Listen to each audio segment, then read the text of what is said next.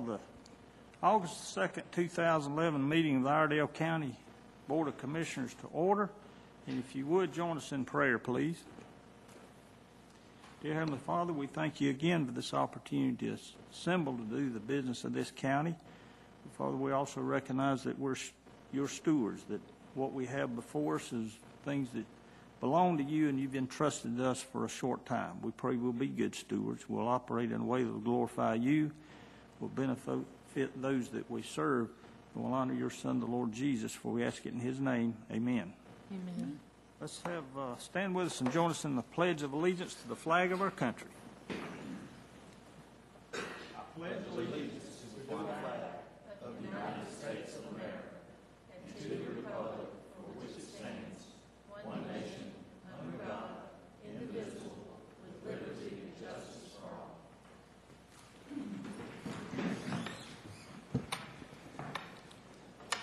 Thank you, folks. We'll move to adjustments of the agenda. Mr. Manager, are there any adjustments from the staff this evening?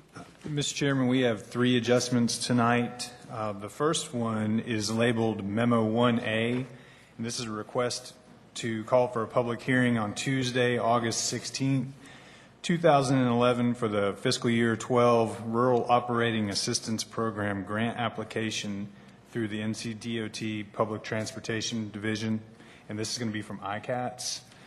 And again, it's Memo 1A, and I would suggest putting this between the appointments before the board, A and B.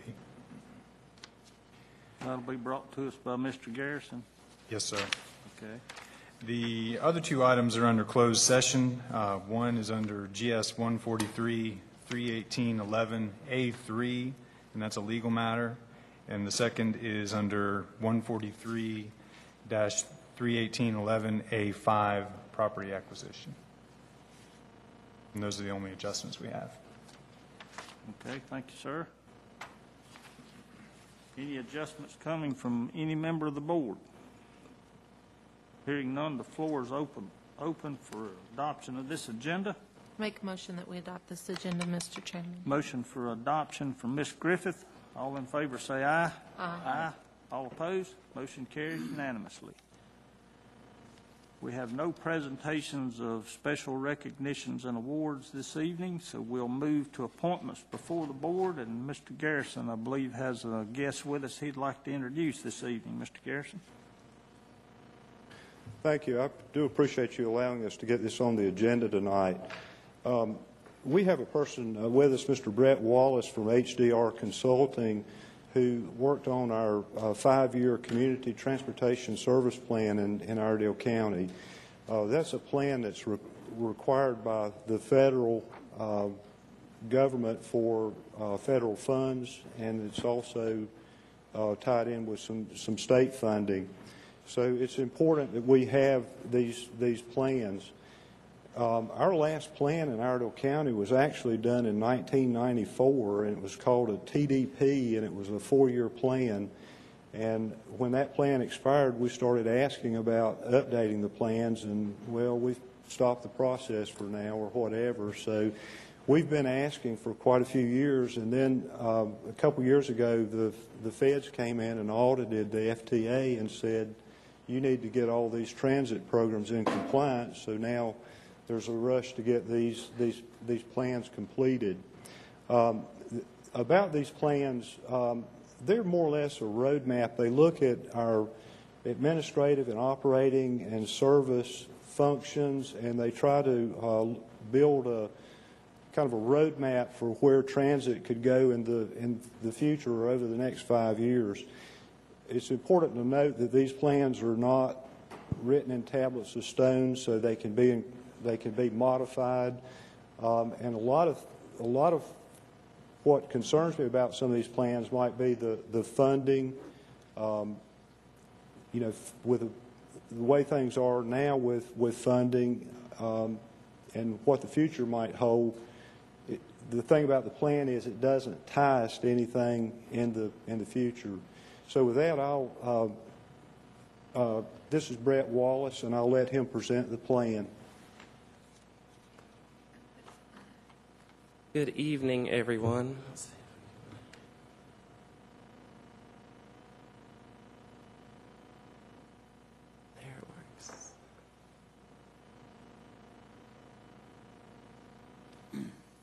Thank you for letting me spend a few minutes along with Ben with you tonight, sharing some of the key findings from the Community Transportation Services Plan.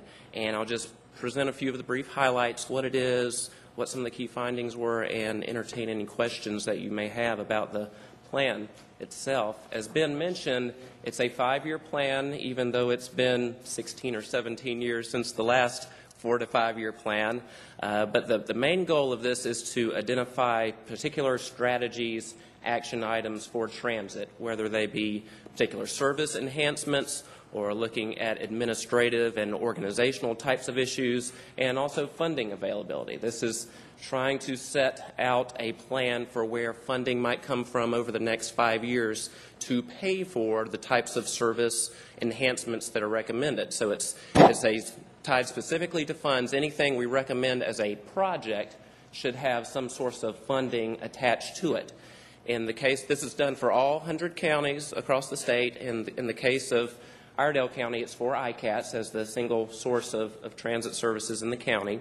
So we're really trying to identify ways to answer the question, how can service be operated most efficiently? And I think now more than ever, that's a key point. And Ben and I were actually talking yesterday. Even though this is a 5-year plan, things have changed significantly even since the last time we met as a steering committee, with different things emerging for the federal and state financial picture that ultimately will affect ICATS in one way or the other. So the key project work items that we looked at were inventorying and assessing all of the existing service provided by ICATS, surveying riders. We rode around on some of the vans, asked folks what they thought about the service being provided now, what's good, what could be improved, looking at the demographic conditions, where are there demographic characteristics like pockets of low income, elderly folks, disabled folks in the county. Then we can match that against where services are provided now to see if there's any unmet needs from the demographic standpoint. Then we put all that together, compile all those needs, look at management and service types of alternatives, anything from a policy or organizational standpoint that could be done to help improve efficiency.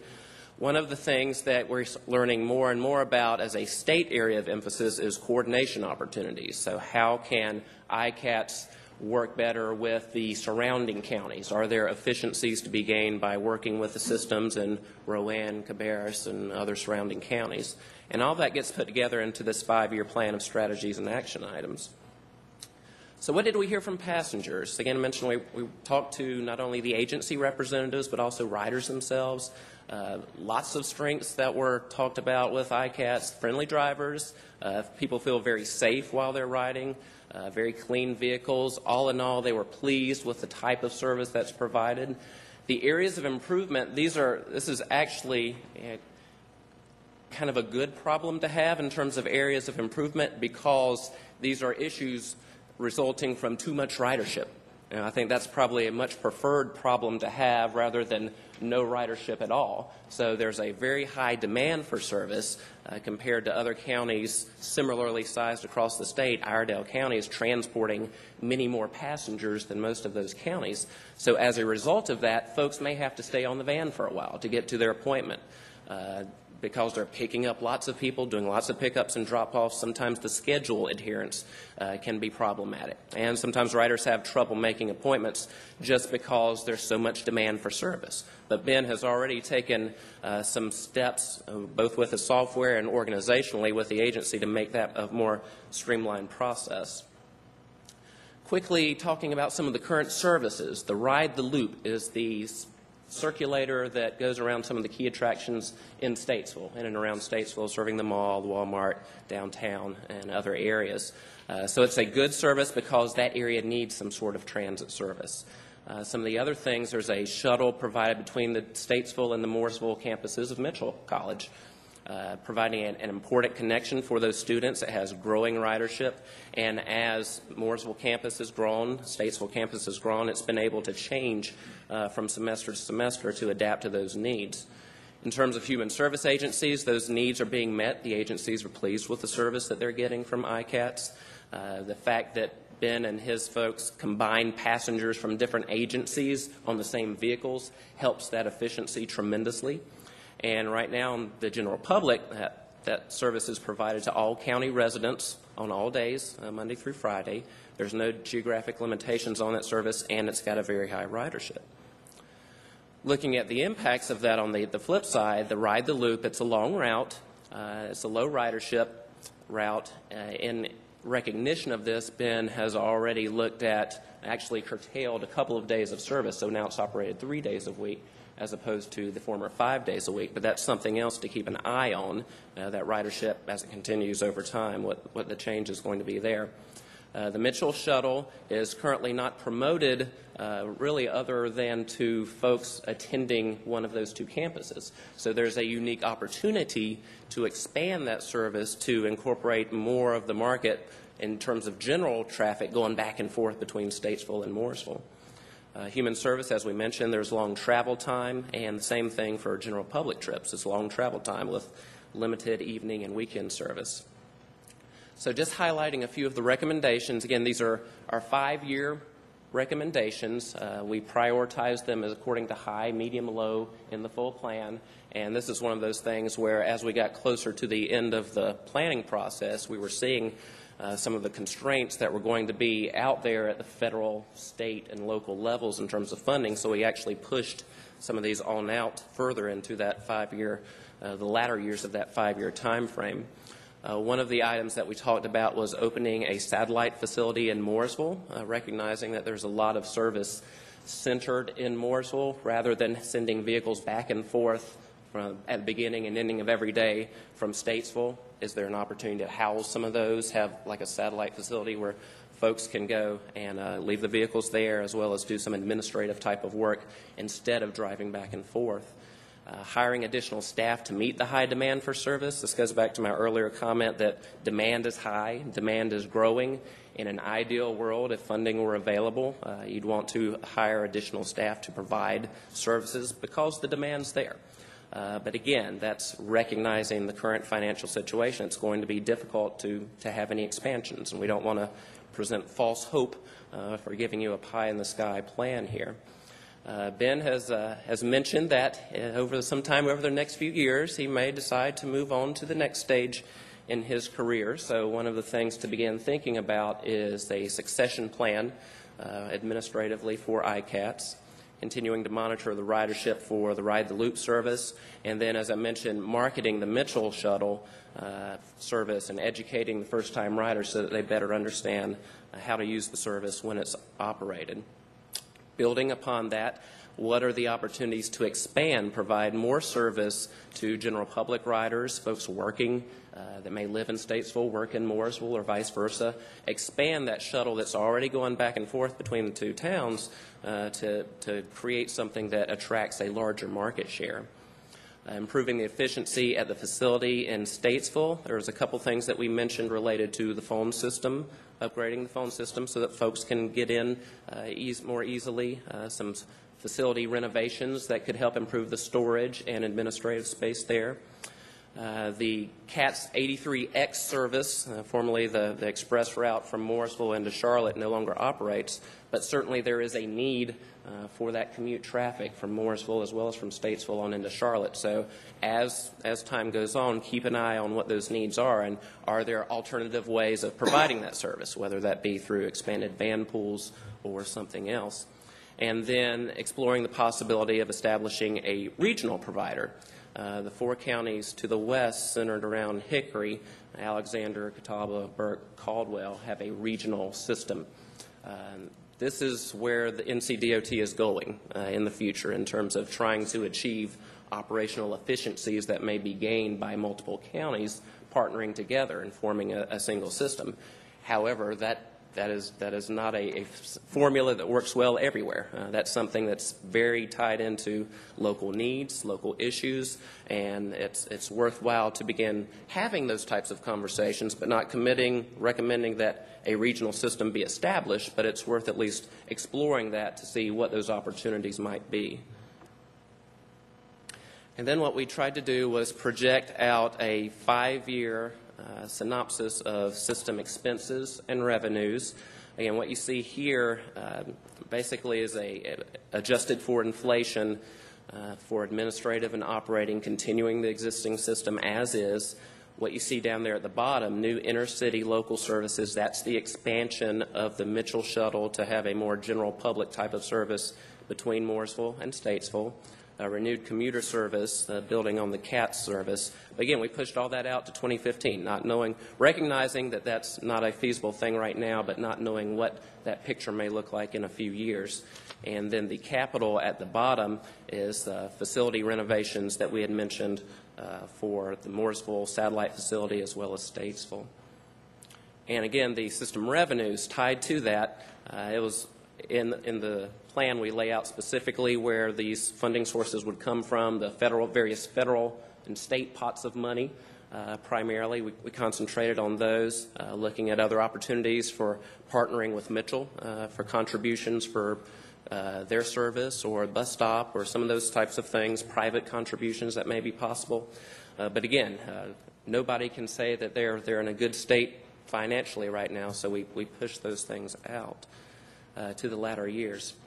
And just emphasizing again what Ben mentioned at the beginning, though this is a 5-year plan, we realize that conditions are changing, and it probably can be looked at more on a 5-month basis or 5-week basis.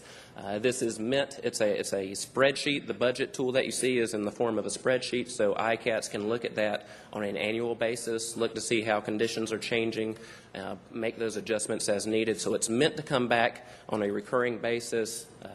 It's not one of these things never to be heard from again until the next 5 years, or if this is the case of the previous experience, the next 17 years. But it sets out a framework. It may be one of those things where you need to look at other opportunities to contract rather than expand and prioritize those key services. What are the key priorities if the fiscal constraints are there? So with that, I'm happy to answer any questions about the plan itself or how you would use this going forward. Okay. Are there any questions of Mr. Wallace? Actually, I do, Mr. Chairman. Mr. Wallace, I don't want to come off as belligerent, but sometimes when I ask questions, I've been accused of being mean. So that's not my intent. Okay. What was the goal of the plan? I mean, we have to have a plan. I know that, okay, to be in compliance, the Fed says if you're going to keep getting Fed money, you got to have a plan. If the state says if you want to keep getting state money, you got to have a plan. What defines a plan? What the state is looking for is that if they're going to be administering state and federal funds to the local system, they're wanting to understand what the local system's vision is for the next 5 years and how you would be using those funds, whether that be through continuing existing services or expansions or doing things differently. Basically, they're looking to see that you have some sort of vision for how you would be using their funds over the coming years. Okay. Because as I heard your presentation, on one side, I know that ICATS provides transportation a lot to elderly or handicapped residents who they can't drive. And I know that government has tended to subsidize and to do services for people that they can't do things for themselves. And we can argue about if that's a legitimate role of government or not, but clearly, you know, the state and to some degree the federal government has said that is, at least they consider it to be their role. Right. My concern is as we look at the demographic trends of people relocating. For instance, I grew up in South Carolina. I live 4.5 hours away from my parents, and I'm fortunate that I have a sister who lives close, and she's able to provide for their transportation needs when they need it. I'm a little concerned about if our transportation plan is sending the message that you don't have to worry about that. The government will pick up your parents and take them to the doctor at a time when the federal government is borrowing 43 cents on the dollar that they spend. Our state's in not much better shape, and certainly our county isn't in a position at all to make up any difference. So on one hand, I understand the desire to meet a need, but on the other hand, I'm concerned about if we ought to be in the business of encouraging more of that, when clearly, as I look forward, I think preserving the funding for what we're doing now is going to be a big challenge, and I'm really concerned about seeking additional responsibility when I'm not sure that I can fund what I've got. Do you understand what I'm getting at? I'm almost more interested in figuring out a way to make our transportation system that we have now more financially sustainable, as opposed to trying to expand it and hope that the state or the federal government is going to write bigger checks, because I just don't think they're going to do that. No, I'd like your comments on. Yeah, those are excellent points, and a couple of thoughts. The overriding, one of the overriding things is that we didn't want to show much expansion because of these very things that you're talking about. It's the future picture is not rosy at all. That's why the limited amounts of expansion that we even included were pushed way out to 2015, and it may come to find out that depending on how things go over the next 4 or 5 years, even that's not reasonable. One of the things that kind of drives the various things that you see in here is also that the way the funding is structured coming down from the federal government, they're in different pots for different purposes. So you've got a pot for elderly and disabled transportation. You've got a pot for work transportation. You've got a pot for general public transportation. And there's some flexibility to mix and mingle some of those pots, but by and large, probably what you're going to be seeing is a continued decline in the amount of funding in each of those pots. So it's going to have to be incumbent upon the county to start making some decisions about what are our top priorities in providing this type of service. And we're not recommending going out and beating the streets to drum up new ridership. You've got plenty of ridership as it is to handle. But one of the things that Ben is looking at now is the potential for zoned transportation, whereas right now general public transportation is provided 5 days a week across the county.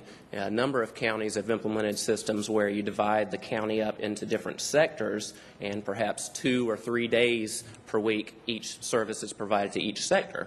That's for the general public, the discretionary, the shopping, the errands types of trips. That doesn't necessarily apply to the key medical, social service, those types of trips. But those types of things in an era of reduced funding are going to have to be the types of conversations that the county comes to grips with.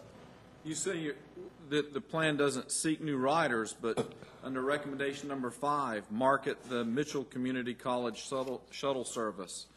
Number 9, explore the possibility of establishing a regional provider. Recommendation number 8,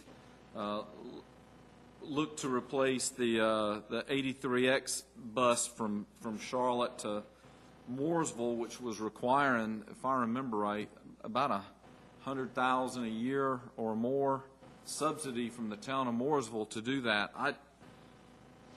I think the plan does definitely have a component of outreach, seeking to find more people who will be dependent upon a government service that, to be honest with you, I just don't have a lot of confidence that we're going to have additional monies coming from the state. So that's my concern. Also, I mean, we pay for these studies when we're talking about planning and subdivisions and stuff, and they want people to live closer to where they work. Yet then we're going to turn around and we're going to subsidize people to ride a bus so that they can live far away from where they work. We paid for economic development studies that said that we should encourage companies to locate in Iredell County so that we can get the tax base of industry, as well as, because we cannot fund our schools with simply a residential tax base, and that's why I've been against doing anything that makes it easier for somebody to work in Charlotte and live in Iredell County. When Lowe's figured out that the best thing to do would be to locate in Iredell County, which is where the people wanted to live. We need more people doing that so that we can keep a low tax rate for everybody. So as we go forward, and I understand you just wrote the plan, it's our plan to do with it what we want. I would just say that as you write these plans, just understand I'm looking to do something that's sustainable, that's affordable, and will encourage people. To be honest with you, what we really need to be doing is encouraging people as they get older, and I'm one of them, is make a plan to take care of yourself, and don't just assume the government's going to come and do it for you, because we're broke, and I think we're setting false expectations. We're not managing expectations well. The message that needs to be going out to people is to make a plan to take care of yourself. I just don't think that we're going to be able to do a whole lot more. So anyway, just so that people don't misinterpret what I said, we're not talking about doing away with ICATs. I'm not saying ICATs is a bad thing, but I want to be very careful that we don't put ourselves making more and more people dependent upon a service that it's likely that we could lose funding for. So that's my point. I have a question. With the adoption of the resolution, we are in no way obligating funds that are, is that correct? Correct. And if funding is not available, we are not obligating the county to make up the difference either. That's correct. That's correct. Just a There's no general specific funding attached to the adoption of this. Thank you. But part of the resolution says that we agree to support implementation of the projects over the next 5 years. Well, if you implement the projects, you implement the demand for funds. So I think that that we should accept their recommendations, and that we understand what the recommendations are. But I would like, if it's possible, are we violating anything if we remove the line that says and agrees to support implementation of the projects over the next 5 years? Does that cause us a problem, Mr. Garrison? That doesn't mean that we're rejecting the plan. It doesn't mean that we're rejecting all the proposals. What we're just saying is I'm not willing to sit here and say that I'm going to implement a commuter bus between Statesville and Charlotte and then worry about where to get the money. Okay? Just an alternative to that, I know one of your neighboring counties adopted a similar resolution recently that had basically had the disclaimer, we adopt these recommendations given the availability of funding at that time, or something to the effect of if funds were available. I just present that as. I would like to see the wording from "and" to the period removed. We do accept the recommendations, period. Yeah, after the word plan, put a period, and then "and through years," delete it. Is what you're. Yes, sir. Yeah, that's what I've got marked off. So that it would read, the Board of Commissioners accepts the recommendations presented in the final Community Transportation Service Plan, period. Then it says there is an understanding that the plan is fluid, which is all fine.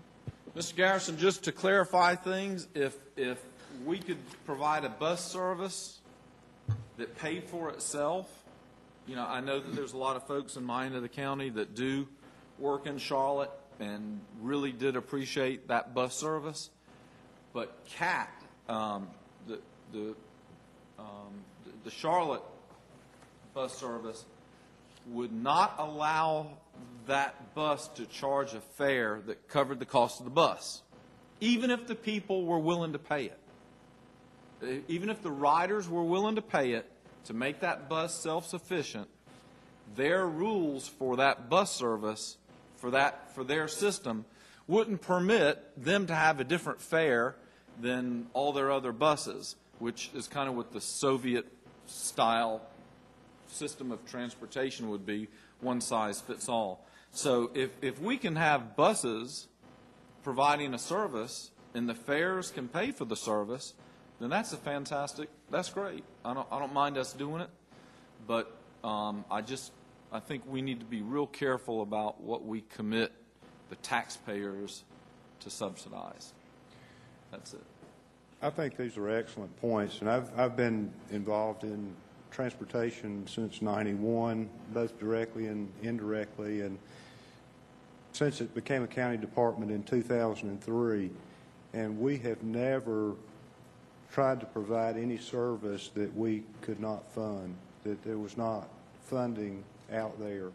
And I think when you look at these plans and you start talking about some of those services out there, that's on the assumption that there might be funding available, but I don't see it. You know, I think you'd have to run that spreadsheet off the side of the page before you would, you know, be able to look at those type of things, because what we're faced with now are state cuts, and we don't know what is going to happen on the federal level. Right. Our concern right now is looking at the service, providing the service to the people with the most need, your elderly, your disabled, people with low income, people going for medical trips, employment trips. It's amazing the amount of employment transportation that we provide in the county. So we have limited dollars, and what it's been our goal is to look at how we could best use those limited resources that we have available, and not look to expand unless there's a good rationale for doing it and a plan for being able to fund it and possibly sustain it. Okay. You know, if you look at the 83X, if you talk about using state general public dollars to fund it, then what you're doing is you're taking those dollars out of the use for citizens in this county. So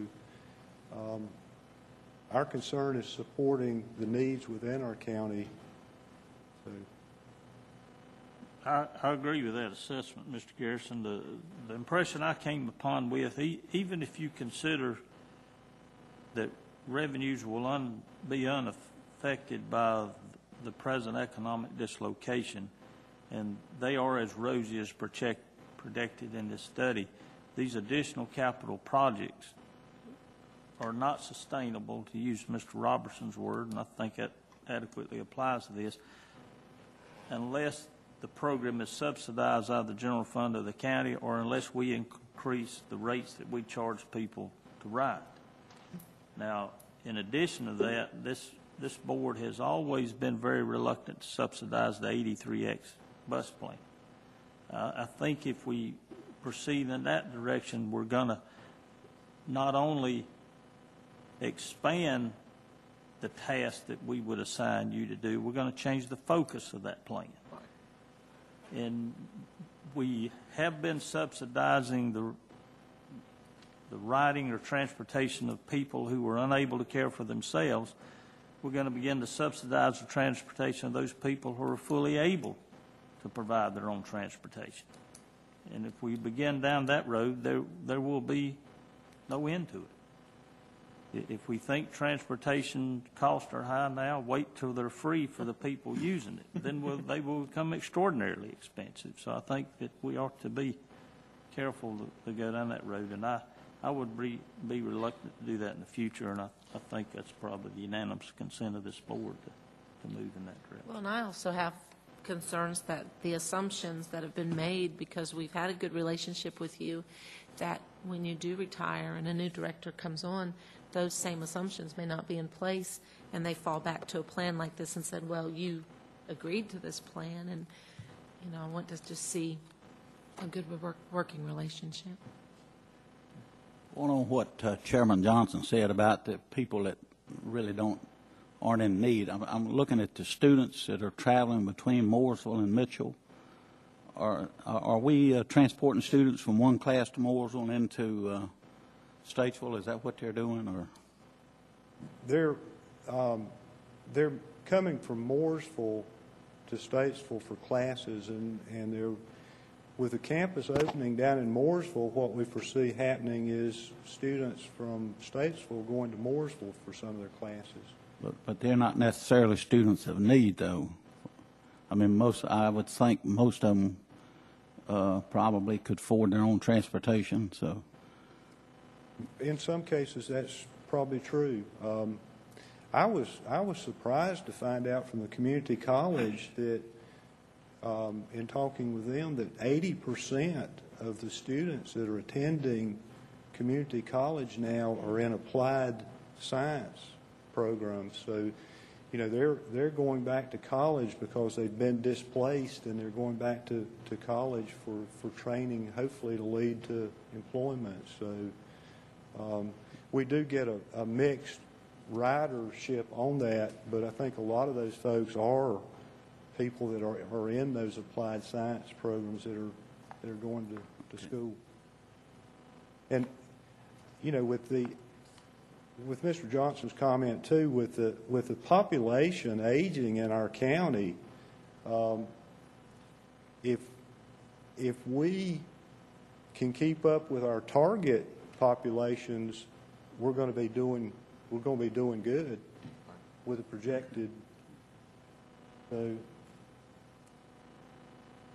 Okay. Are there any other questions? If not, the floor is open for a motion.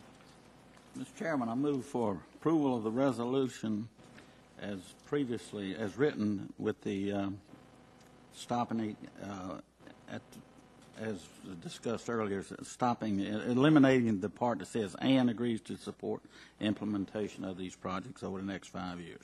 Okay. Everything except that one portion of it. Okay. Any discussion on that motion? If not, all in favor say aye. Aye. Aye. All opposed? Motion carries unanimously.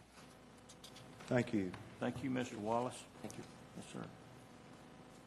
Mr. Garrison, if you just remain at the podium, I believe we're going to call for a public hearing. I do appreciate you putting this on at this point. What I'm asking is that we call for a public hearing on our Rural Operating Assistance Program for FY12, and I'd like to ask that the public hearing be held on August the 16th at your next meeting. The deadline for submitting that application is September the 30th of this year. And the requirement in these applications is that we have a public hearing to allow citizens to have input. This year, the funding for elderly and disabled is $104,791. For employment, it's $57,770. And for rural general public, it's $122,162. The general public portion requires a 10% local match, which we do obtain that match through passenger fares. And all these funds are state funds. And one thing that's happened to us this year with these road programs, they were, because they were state funds, we got a $64,811 cut in funds. And because we had anticipated what might happen on the state level, back in the spring, I wrote a job access grant and a grant for the elderly and disabled, which were federal grants, and we're allowed to use our state money as the local match for those federal grants. So even though we were cut $64,000, we probably are still ahead about $20,000 in our budget. The only problem with that is that if you take our state money and use it for the local match for those federal grants, then what you're doing is you're tying that money to the uses for the federal money, so you're eliminating some discretionary use of those funds. And with that, and since Mr. Wallace did the plan, recognizing all this was happening, and we just got this application a little over a week ago, but recognizing or foreseeing some of this stuff about to happen, we have already made some restrictions or putting some restrictions in place on transporting passengers for certain reasons. If you're in the general public and you live out in the county, then if you call ICATS wanting to go to Walmart, for instance, we might tell you we want you to go on Tuesday if possible at a certain time. So because we're not going to have as much discretionary use, what we're going to have to do and what we're figuring out is taking the money that we do have, where can we get the biggest bang for those dollars and serve the most people, but maintain the target groups that we're attempting to serve. So I'll be happy to answer any questions you might have. Okay, any questions of Mr. Garrison? If not, the request is to call for a public hearing on August the 16th. Is there a motion to that effect? So moved. Motion by Mr. Mitchell. Any discussion on that motion? All in favor say aye. Aye. All opposed? Motion carries unanimously. Thank you again, Mr. Garrison. Thank you. Yes, sir. This evening we have with us Mr. David Swann, the CEO for Crossroads Behavioral Health Care, who will provide an update for the Prepaid Inpatient Health Plan Medicaid 1915 BC Waiver expansion. That sounds complicated, but he's going to make it very plain to us. Mr. Swann is not here totally. It is of his own desire this evening, but he's under compulsion by the great state of North Carolina. Is that an accurate statement, Mr. Swann? Possibly will be, but it is my desire also to keep the Iredell County Board of Commissioners updated on a regular basis on the progress towards the activity that you've already directed us on. You might recall that I was last before you in May, and I asked you for a resolution which you accepted. That resolution was to move forward with the Medicaid waiver application and to move forward with a merger of 8 counties, including Iredell. And since we have met last time, the General Assembly has enacted legislation that's been ratified that sets minimum population standards for local management entities to act as managed care organizations that would essentially eliminate Crossroads because we are too small to meet that standard. So there is a little bit of a push to this. So it's my intention tonight just to give you an update. I'm going to move through some slides pretty fast, and you have these, I know, in your handouts that you can look at other times. Just noting that in the month of June, we had an on-site review. You'll see that on June the 30th there by HDR Consulting. It was hired by the Department of Health and Human Services, and from that on-site review, we were notified on the 22nd of July that our application had been accepted. That was a big accomplishment for our program and our three joint programs that we've been applying for. You'll see that we have set July 1st, 2012 as for the merged organization to be operational, and also January 1st, 2013 for the waiver to be fully implemented. Just a scan of some of the things. You've seen a little bit of this before, but it's 8 contiguous counties. You'll note that the population of these 8 counties is 906,000 people. Currently, there are 195 employees that constitute all 3 programs. And in the new organization, because this is not just a merger to consolidate, this is a merger to take on a book of business that's currently privatized. And the state is giving that to local governments in order to operate and manage. We will need 312 employees in order to operate that waiver. Again, the words here, Medicaid waiver, 1915 BC waiver, or a prepaid inpatient health plan, all exactly the same thing. Total Medicaid eligibles is 140,000. You'll see the state dollars. If you combine all 3 of our programs, state dollars, it's 40,800,000. And the total of all county dollars, $4.5 million. That is from last fiscal year. And then you'll see the Medicaid dollars. This is projected. I think this is an understated amount. I think it might be a little bit more than $302 million, but that's essentially looking at the current Medicaid paid claims for all behavioral health services in these 8 counties. Since we were together last time, Session Law 2001-262 has been enacted, and it does 4 different things. It requires a statewide expansion, so now this is mandatory, July 1, 2013. It sets the minimum population standards, again, which Crossroads does not meet, at 275,000. It requires mergers or affiliations to achieve the population size, and if you don't do anything on your own, then you'll be assigned. Essentially, that's what the law says. Here's a picture of the map of North Carolina with all the current local management entities on it. There are 23 of these local management entities. Right now, with the applications that have been approved, there will be no more than 8. Now, I think there may be several more that are in the works because there's some programs that their application was not accepted, but they may have another alternative. They may have some other chances. You'll also see the Crossroads green in the 3 counties. You look just to the left of that, the purple, the Burke and Catawba, there's the other 2. And then just below that in the kind of yellow color, Cleveland, the Lincoln, and Gaston counties. That would be that swath of territory we're talking about that would all come together next summer. So why managed care, and what's the purpose of this? And it kind of plays right into a lot of the questions that you've had about public transportation. And that is, this is a management tool used to manage public resources.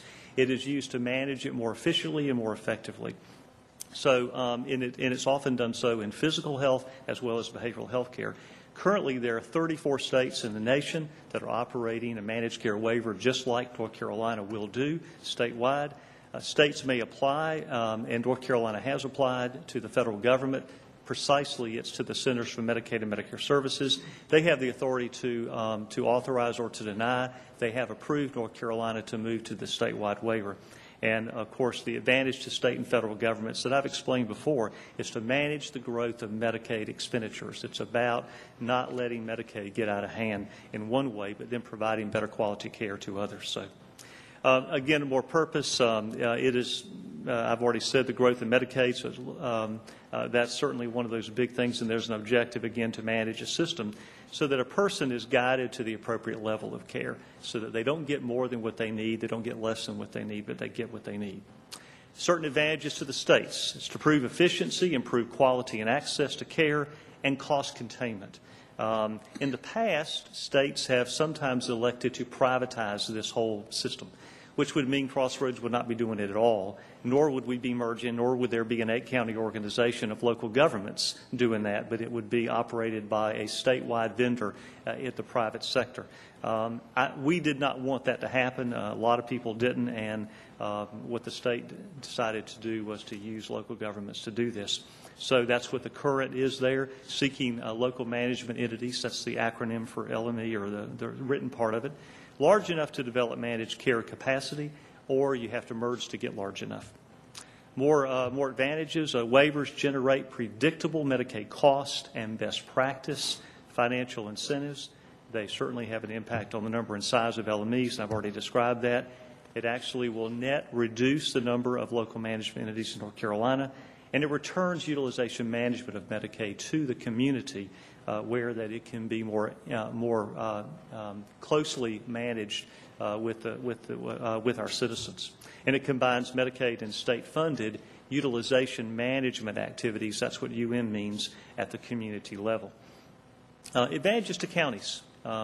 More people receive the right care in the right amount of time at the right time, and care is coordinated across funding streams to prevent duplication, and resources are also put together to meet the needs of individuals. Again, local management means something to counties. It means something to the citizens. It is important to be local.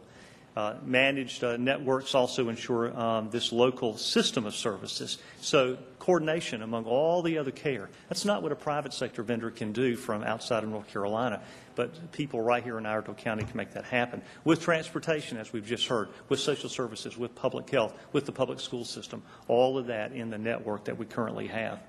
Providers with quality performance are also enrolled. providers without quality performance can be unenrolled. And so we would have that authority to admit providers and to exclude some providers. Sufficient providers also must be available to allow choice. So that's currently a rule, and we of course would be it would be important to stick to that, of course. And sufficient market share for each provider so that one provider couldn't come in and undermine others. More like what hospitals can do right now with certificates of needs, where you have to establish a need and you can't take away business from other hospitals without undermining the whole system. It protects some of the market share. So how do we get there?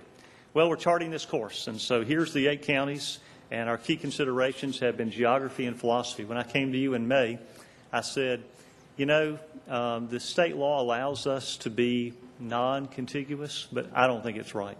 I just think that being contiguous is very important, and that has played out. We think that the geography lays itself to cross-county relationships, health care that crosses county lines, and the strength of our current programs, which currently all 3 programs very strong, nationally accredited, have long-standing commitments to their communities with values that are embedded within those communities about local influence and local participation, local collaboration. So we were more similar than we were different, and we like that. The size and scope also matches the state's requirements. We think that's important. We want to be in this business for a long time. We don't just want to make a big change like this and then have to do something else in 2 to 3 years. Our approach has been both complementary and synergistic, taking the strengths of all 3 programs, combining them together, and getting something better out of it. We have an implementation plan that's very lengthy. It goes all the way until next summer. It's an Excel spreadsheet with a whole lot of detail on it.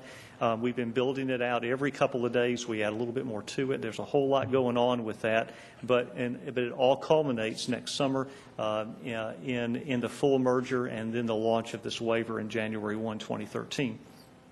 The foundations that we built on are all these big strengths that we have. There are many of those, but I've highlighted some of those. Our community relations being a very large one, the presence we have in the communities, the consumer involvement that's been tops with all 3 programs. IPRS, that's the state funds we receive. So we've already been managing the state funds and rationing those funds for high-need, high-cost people, making sure that they get what they need. So it is a process by which those that have the most need get the care. And the CAP, the Community Alternative Program, Utilization Review Expansion that Crossroads bidded on last year and won that bid with the Department of Health and Human Services. We've shown strengths in doing that. In the Pathways Program, Gaston, Lincoln, and Cleveland has done the same thing.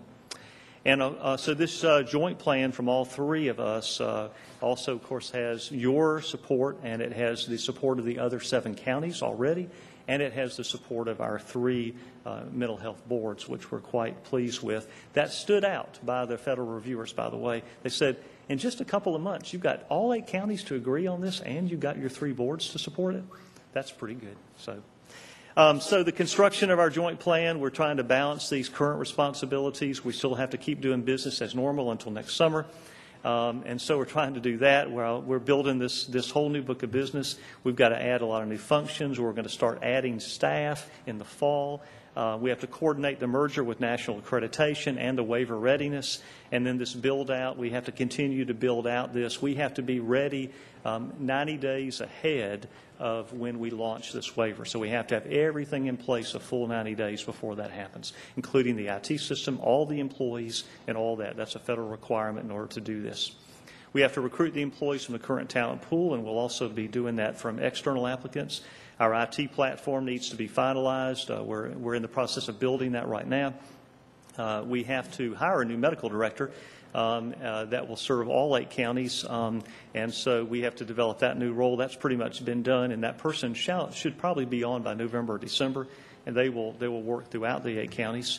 Care management comes back to the local government when we take this on. That's a huge advantage to us. We'll be able to personally manage the care of the patients with hands-on activity. We can't do that right now with Medicaid, but that comes back to the local organization when we do that. We having to retool our financial management because this is a whole new way of operating that we haven't done before, and design this hub and spoke model that we'll do with some centralized services in some locations, and then some remote services in others, and then local services in other areas. So all of those things will stay the same as far as buildings and things like that, so that we can keep people in these local communities. Our route, we've got a joint board meeting coming up among all three boards on the 20th of August this month. Our Consumer and Family Advisory Committee is the acronym, or is called our CFAC. That joint group meets on September the 8th. We're having software modeling and implementation coming on this fall. And all of this will culminate with a merger on July 1 of 2012, and then a go-live date with the waiver January 1, 2013. So, whew. I did it under the time frame. Let me pause, and Mr. Chairman, if you have any questions, or if any of the members of the Board of Commissioners want to ask me questions, I'd be happy to answer. Okay, any questions? Mr. Swann?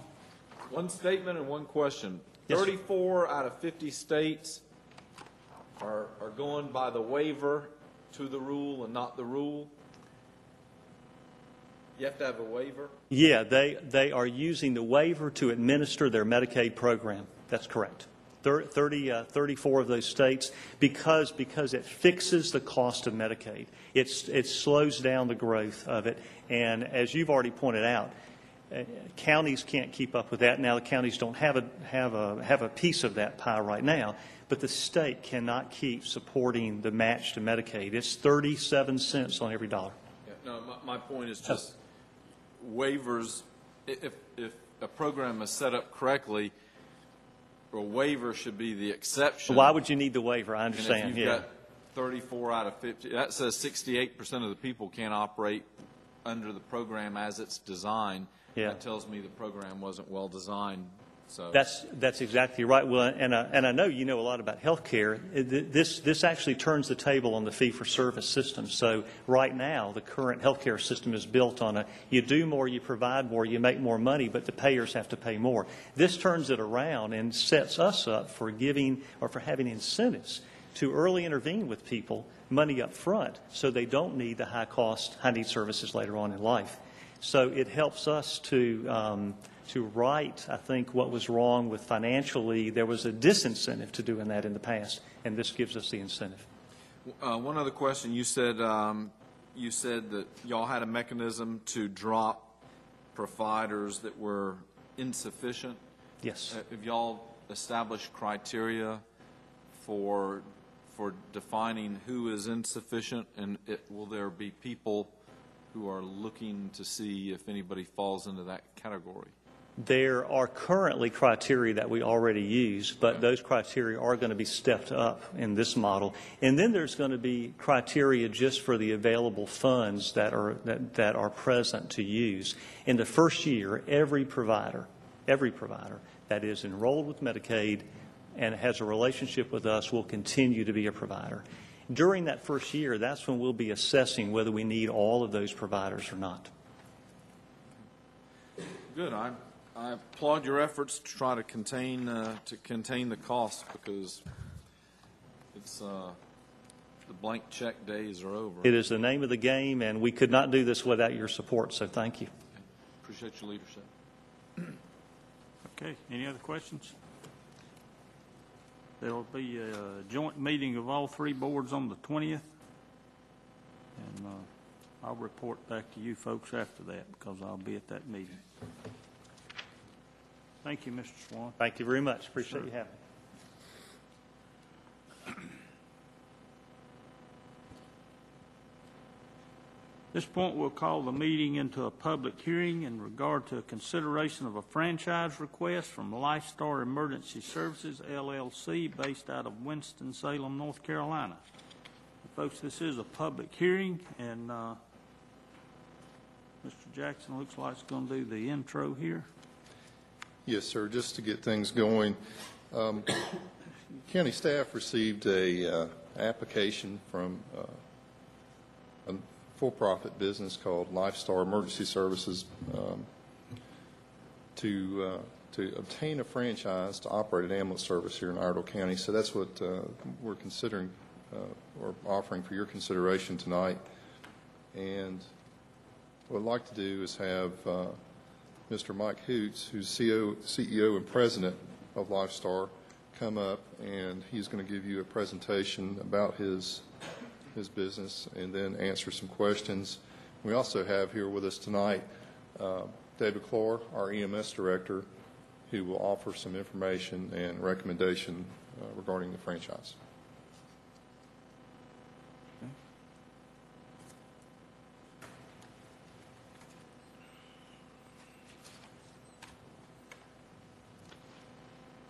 Thank you, Mr. Chairman, and thank you, Board, for giving us a little time to come in and introduce ourselves to you and tell you a little bit about LifeStar and some of the things that we'd like to do.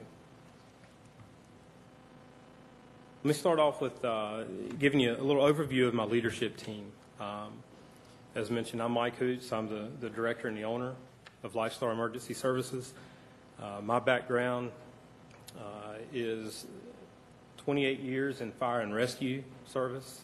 And of those 28 years, 26 of those have been as an EMT, a North Carolina EMT. David Kivett is here with us tonight. He's my operations manager. He brings 20 years of service in fire and rescue service, and 19 of those as an EMT. Travis Dalton, who could not be here tonight, he's our logistics manager, and he brings 19 years of service, and 17 of those as an EMT. The responsibilities of the leadership team for LifeStar, as director, I handle the relationships between Forsyth County EMS and the facilities in Forsyth County, the skilled nursing facilities, as well as the hospitals. I'm out and about and making sure that everything's good with those folks. Also, my responsibilities include all the finances for the business, and I work directly with our billing company. We outsource our billing.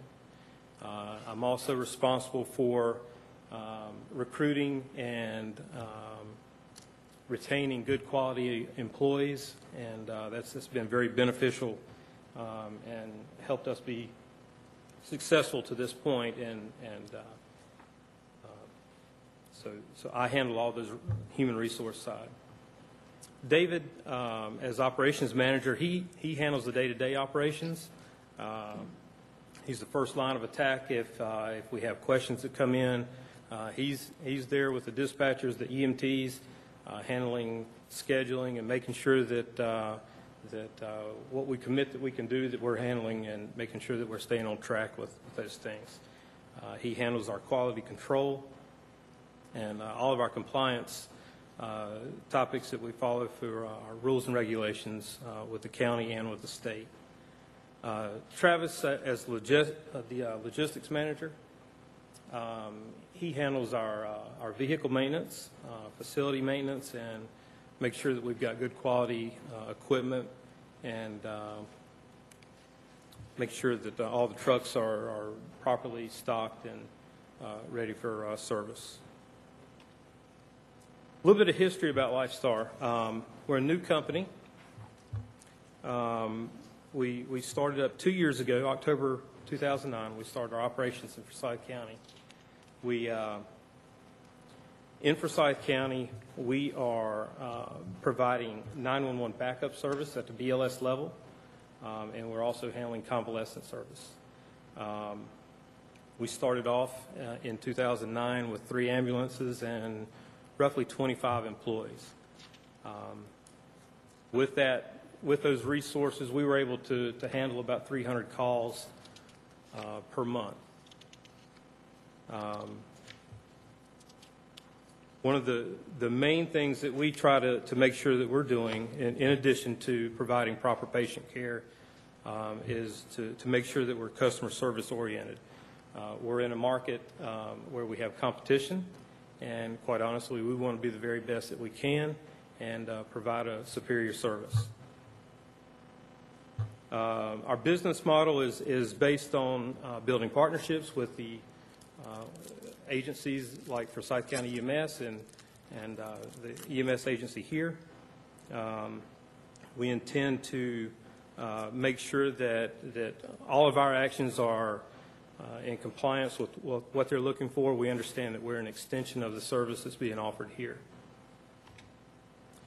Our growth progress, over the past 2 years, we've grown to 11 ambulances, and we employ about 85 employees right now. Our call volume has also quadrupled. We're running a little over 1,200 calls in a month's time now. I'm going to hand it over to David and let him. I'm sorry. Let me handle this part here. Some of our goals in our business plan is to extend our footprint. Currently, we're in Forsyth County, and we intend to. We want to get that county up and established and move to other counties. We also look forward to the opportunity to expand into the advanced life support arena. Currently, we're just BLS, but we understand that that's going to be a need going forward, even at the private level. And we plan to continue to build good partnerships with other agencies that we work with. And ultimately, we want to become a regional provider. That's been in our business plan, and that's the direction we'd like to go in. Just to touch base on a couple of things that Mike talked about we're doing. In Forsyth County, we provide 911 backup. Basically, the county dispatches us to assist them on routine calls. A fall, somebody's sick, they got a cold, that needs to get transported to the hospital, as opposed to them tying up their paramedics. They allow us to transport those to the hospital, which is a big benefit for them. Next thing that we do is the convalescent service, like we talk about, transports from the hospital to a facility, the ED discharges, emergency department when they're being discharged from there. We also handle doctor appointments. So we get the people that aren't able to take care of the public transportation, which is kind of odd that we were talking about that before this, but the ones that aren't able to get on those that meet the criteria, we take those to their doctor appointments. Employee certifications, all of ours are EMTs, as you would expect. A number of our employees are paramedics. They're off-duty Forsyth County EMS paramedics are working in other counties. Our employees go through a Forsyth County expanded scope testing. The training personnel from Forsyth County EMS actually come in and test our employees. In addition to that training that we do in-house ourselves, we have a training supervisor, retired assistant chief with Winston-Salem Fire Department. He was there for 25 years, state certified instructor. He's handling all of our training, doing a bang-up job for us there. Our dispatchers, we have the majority of our dispatchers are either current or retired 911 dispatchers. We think that's a great asset for us when they're answering the phone. If you get somebody that's called us by accident and really needed to call 911, we're able to help them get through that situation there. As Mike talked about customer service, our most important thing is customer service. And being one of the things that day to day that I'm always in there harping is being punctual, being on time, being where you're supposed to be when we say we're supposed to be. If not, if we're going to miss by more than 15 minutes, our dispatchers are supposed to call the caseworkers and the case managers and tell them that we're going to be late and why we're going to be late. They really don't like making those phone calls. To help us do that, all of our vehicles have GPS tracking on them. We know where every vehicle is at any given minute. We know where they're at. We know how fast they're going. We know where they've been. We've seen a history of them. We're able to also overlay up-to-date traffic so we can reroute them around accidents and get them from point A to point B. We think this little tool that we've added on definitely helps us in our customer service background. As we look towards our operation here in Iredell County, convalescent service at the BLS level that we're currently doing, as well as adding the ALS level, adding the paramedics here, 24/7 coverage, which we're doing in Forsyth County and have been doing now. Our plan is to go after good local EMTs and paramedics here in this county. We know they're here. We want to get the best that we can to help us meet our goals and objectives. We want to go after hiring a local supervisor and local dispatchers. We're going to be seeing if we can get some, maybe some retired 911 dispatchers from this county to help us out. We're looking forward to servicing local hospital and nursing facilities. We look for those 3 facilities, 3 hospitals and all the nursing facilities. We're going to start off with 3 ambulances. We obviously know that there potentially is growth pattern, and we hope that we're able to, but our day one will be 3 ambulances. And the final thing, as in any case, those ambulances are available to the county. If a major incident takes place, as with the provider I think you have right now, this is if you need our trucks, their trucks are there. We'll call them. They're available for you. In addition, if after talking to the incident that's going on here, if you need any resources from Forsyth County, we'll move those to help out and meet your needs. So that's a little bit about what we're doing right now and what we're looking forward to doing in the future.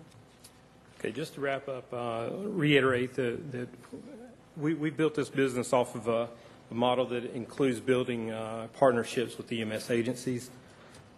The goal is to complement the existing service that's here and to be a good extension and be a good service to the community. Part of our mission statement is to provide patient care with the highest level of respect, dignity, compassion, and professionalism possible. And we've followed that to this point and plan to continue to do so. And finally, any questions you may have for us? Any questions, Mr. Hoots? I have a few questions. Have any of your ambulances ever been out of compliance with state standards? No, ma'am. We have passed every ramp inspection that we've been involved in. We've not had any issues at all. Are your current rates compatible to New Care's? They're identical in Forsyth County. The Board of Commissioners set those here? rates. I'm sorry? Would they be identical here? Yes, ma'am. I have one more question. Your ambulances are not currently paramedic certified, correct? That is correct. They are not. You do have some paramedics on your crews, but your ambulances are not. Okay. Yes, ma'am. Thank you. Any other questions? You said you're dispatched out by Forsyth County as a backup. How do you get paid for that? Does the county pay you, or you bill the people? No, sir. All of our collections, what we collect is what we get paid. We get no subsidy from the county. Okay. And just FYI on that, we're probably handling, I don't know, a couple hundred of those calls or more a month, maybe 300 a month.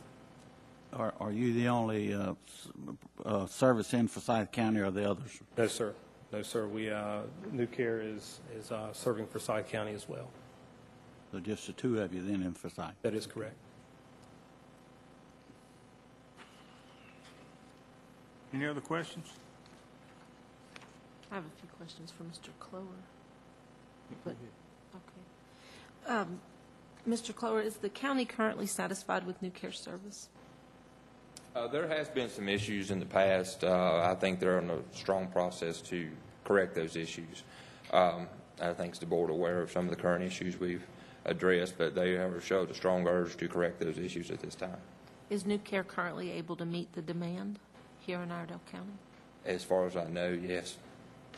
From your perspective? From my perspective, I mean, there are some times where there is a delay from time to time, but I think you may get that depending on call volume on a daily basis. How many ambulances does New Care currently have in the county? They have 5, and I believe that they operate 3 on a daily basis. And New Care's been here 14 years, is that correct? Okay. In 14 years of my business, I've had some complaints as well, so I think it comes with the territory. That's fine. Do you know if any of the New Care ambulances have ever been out of compliance with state standards? Yes, they've been out of compliance before in state standards, and that was one of the reasons why we have shut them down 3 years ago, to allow them to get back up to standard, and also about 6 months ago. They failed our standards, which is a little bit harder than the state's because the state does minimum standards. But we have a system plan in-house that basically dictates a little higher standards that's adopted through the state. So it was the county standards that Yes, they the failed, county not standards. the state. Right. Okay. I'm sorry. That's okay. And I did have another question. If you were granted a franchise, when do you anticipate being operational? We anticipate about 90 days before we could actually get started. That's fast.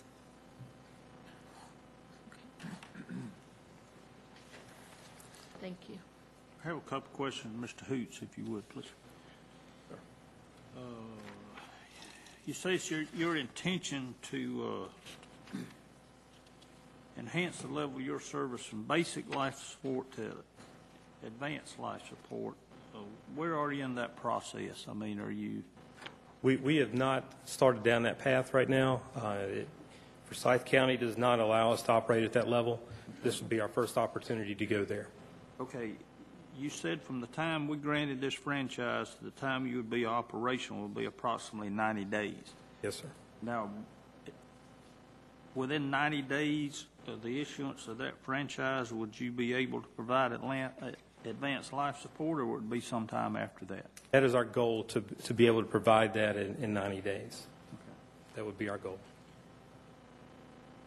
So the proposed operation you have on this page in Iredell County, everything on there would be reasonable to expect that you would be able to provide the total of those services on day one of your operation. Is that right? Yes, sir. Yes, sir. That's our intent. Would you care to share with me, or I'm not asking you to divulge your business plan, do you know how many calls in a month you would have to run in Iredell County for it to be financially feasible for you? Your We would break-even like to... point, have you calculated that? I'm sorry? Have you calculated your break-even point? No, I've not. We don't know all of our costs that will be involved here. I've got a pretty good idea, but I couldn't give you a solid number right now. That's all I have, sir. Thank you. Okay. Mr. Clower, are all New Care's ambulances paramedic certified? No, ma'am. They try that. The franchise says they have to have at least one paramedic on board at 24 hours a day. And I think the other ones are staffed with intermediates and basics, depending on the availability of their staff and the availability of the trucks available. Do you dispatch New Care, or do they have to get their own calls? No, Now, sir. he said that Forsyth dispatches them. Do you? They're dispatched on their backup 911. Currently, our squads do our backup 911 and are dispatched through our comm center, as to where we do not allow any private services to do backup 911, only in emergencies or disaster situations. So if we had two providers here, how would you regulate that? Other agencies that have multiple providers do it on a call rotation basis. One gets the first one, then the next one gets it, then the next one gets it, then the next one gets it. It just bounces back and forth. And I think they can probably speak more on what Forsyth does, since they do have both providers in their area. Mr. Clower, pardon my ignorance here, but I can't remember everything we deal with up here. If we grant them a franchise, it is they are contractually obligated that if we need them to respond for calls, they're contractually obligated to respond. Yes, that's my understanding of it.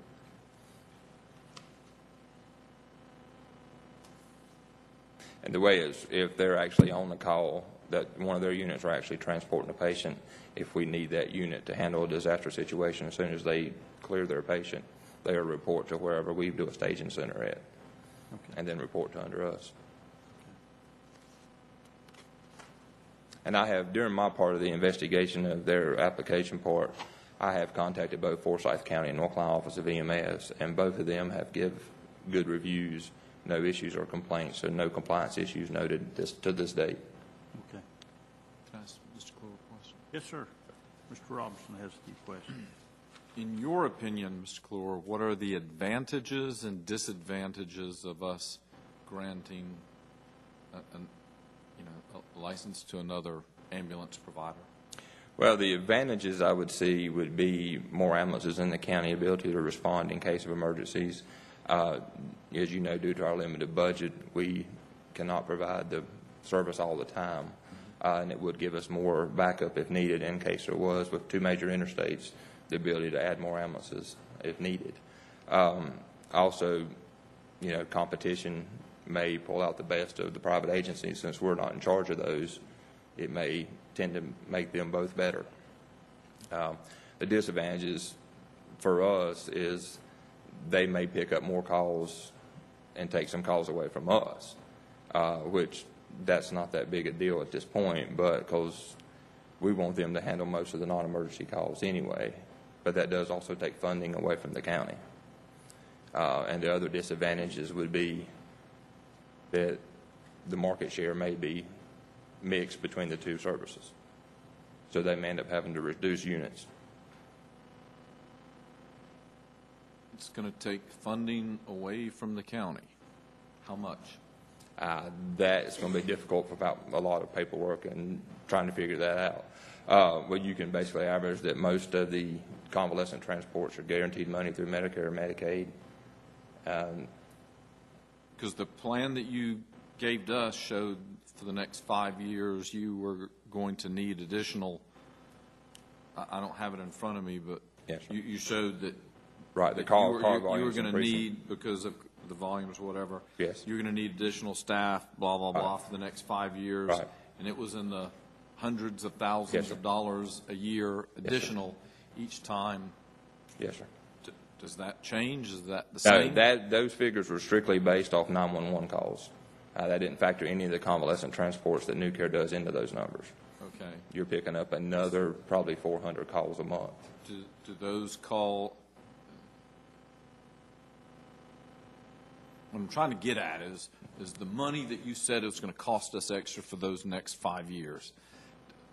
If I vote yes, are you going to come back and give me another sheet of paper and says, well, now that you voted yes, these numbers are, instead of $400,000 that is going to cost you in 2013, it's going to be $600,000. No, sir. I don't foresee that really affecting us in the long run, because 911 is the primary means of a lot of emergency stuff that we go to. And as the population gets older, those calls are also going to increase, especially in this area.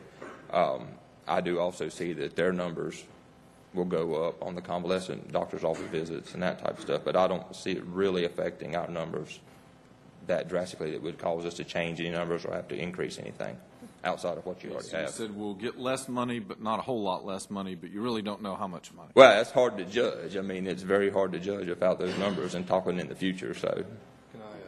Sure. Can I just offer something? What he's saying is potentially, if either of these services respond more to back us up, and it's the non-paramedic type calls, then that's money that would be going in a different direction.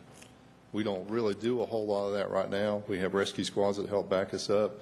If we start crossing that threshold where we need more support and we start looking towards these private services for backup to calls we can't answer, that's when we'll start seeing the funding go in a different direction.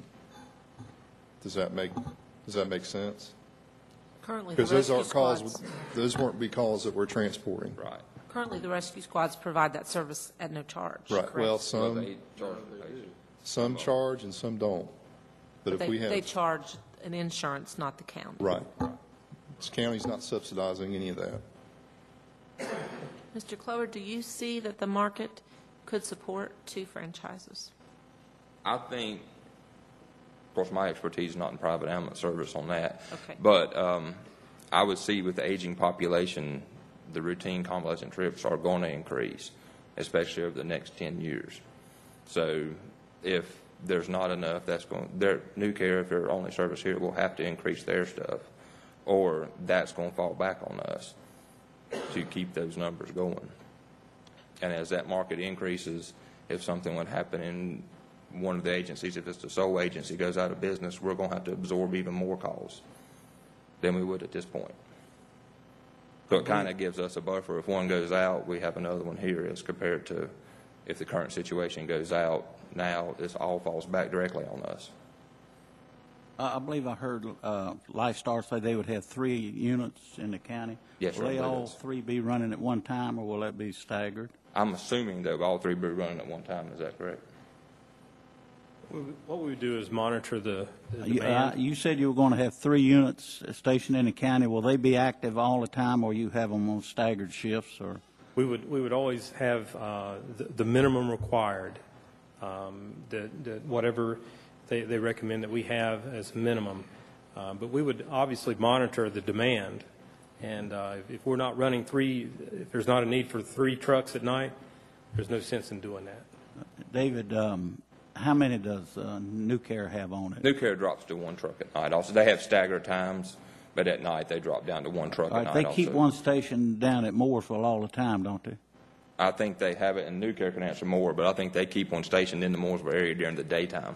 All right. Their night trucks stationed I out of see a little bit of a problem if New Care has already got one down in Mooresville, and then we grant the franchise, and you start rotating calls, and they Well, don't, if they now, don't have we a unit wouldn't in, rotate calls until they did You just- 911 backup. You let me finish. I'm sorry.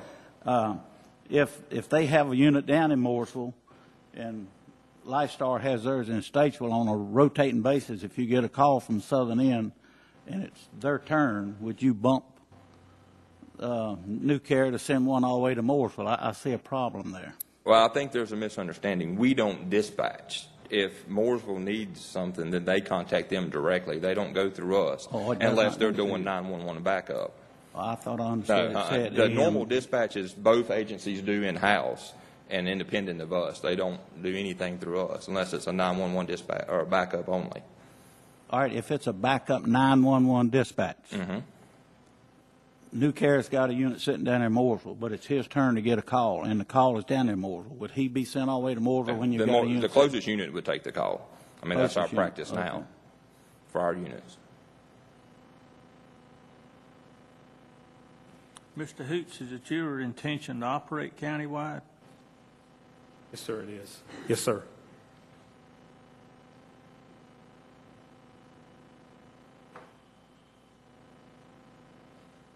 Okay. Any other questions, these gentlemen? Mr. Chairman, before we vote, I would like to, Well, we need to, okay. we need to let anybody else who wishes to speak. I'm going to ask you gentlemen to remain here near the front, if you would, in case there are other questions that arise. And I do have one other comment, if I Yes, could. My background inspection was done basically on their Winston-Salem office. I would like to reserve the right, before we officially grant them and let them go, if we go that route, to look at what they put in operation in Iredell County before we officially let them go, to make sure I can inspect their ambulances and their people and make sure all that's up to par before we let them go out and start transporting patients, if it goes that far. That's reasonable, yes, sir. Okay. Okay, anyone else wish to speak? Mr. Corbett? Yes, sir.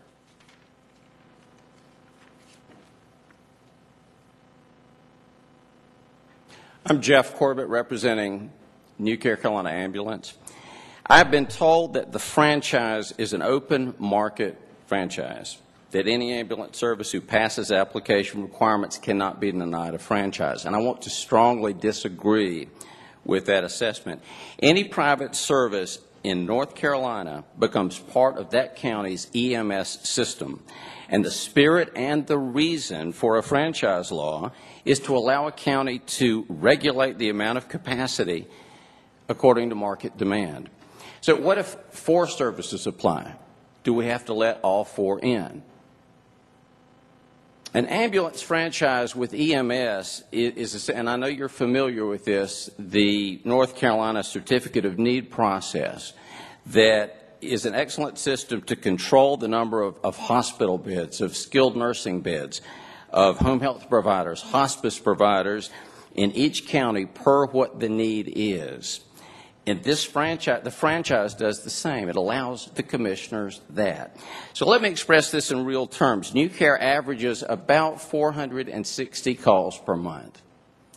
Remember, we are 24/7, 7 days a week, paramedic level operation required by franchise. In a 30-day month, that'll average about 15 calls a day. Now, if you'll take a theoretical 50% market share for each, if you have 2 services, assuming 30-day month, each service will run 7.5 calls a day. And remember, 24/7 paramedic required, local dispatch center, payroll, fuel, other expenses. economic viability is in jeopardy. And as I speak, let it be noted that I'm not singling out, I'm not even talking about LifeStar in any way. What I'm speaking of, my comments, are for any potential ambulance company, because the obvious fact is this, that Iredell County is not big enough for 2 private services. Forsyth County has 2 private services. There is no need for 2 at this point. It will fragment the market, and it will lead to a contest of who survives, and in the end, there will be 1 service. New Care is doing quality work. We were inspected by the state of North Carolina this morning and passed extremely well. We're doing good work. Dr. Falstad, the medical director, requested a dispatch center here. We just added 24/7 dispatch at our Davie Avenue office. And we truly are a local ambulance service. All decisions are made right here in Iredell. We were birthed here 14 years ago. And over those 14 years, a number of paramedics, countless EMTs now working with this system and others cut their teeth, and they got their career began with New Care. And over the past several months, working with Dr. Falstad, we have invested heavily in staff, training, equipment, a dispatch center. For example, we currently post an ambulance at Lake Norman Hospital every day to give better service in the Mooresville area.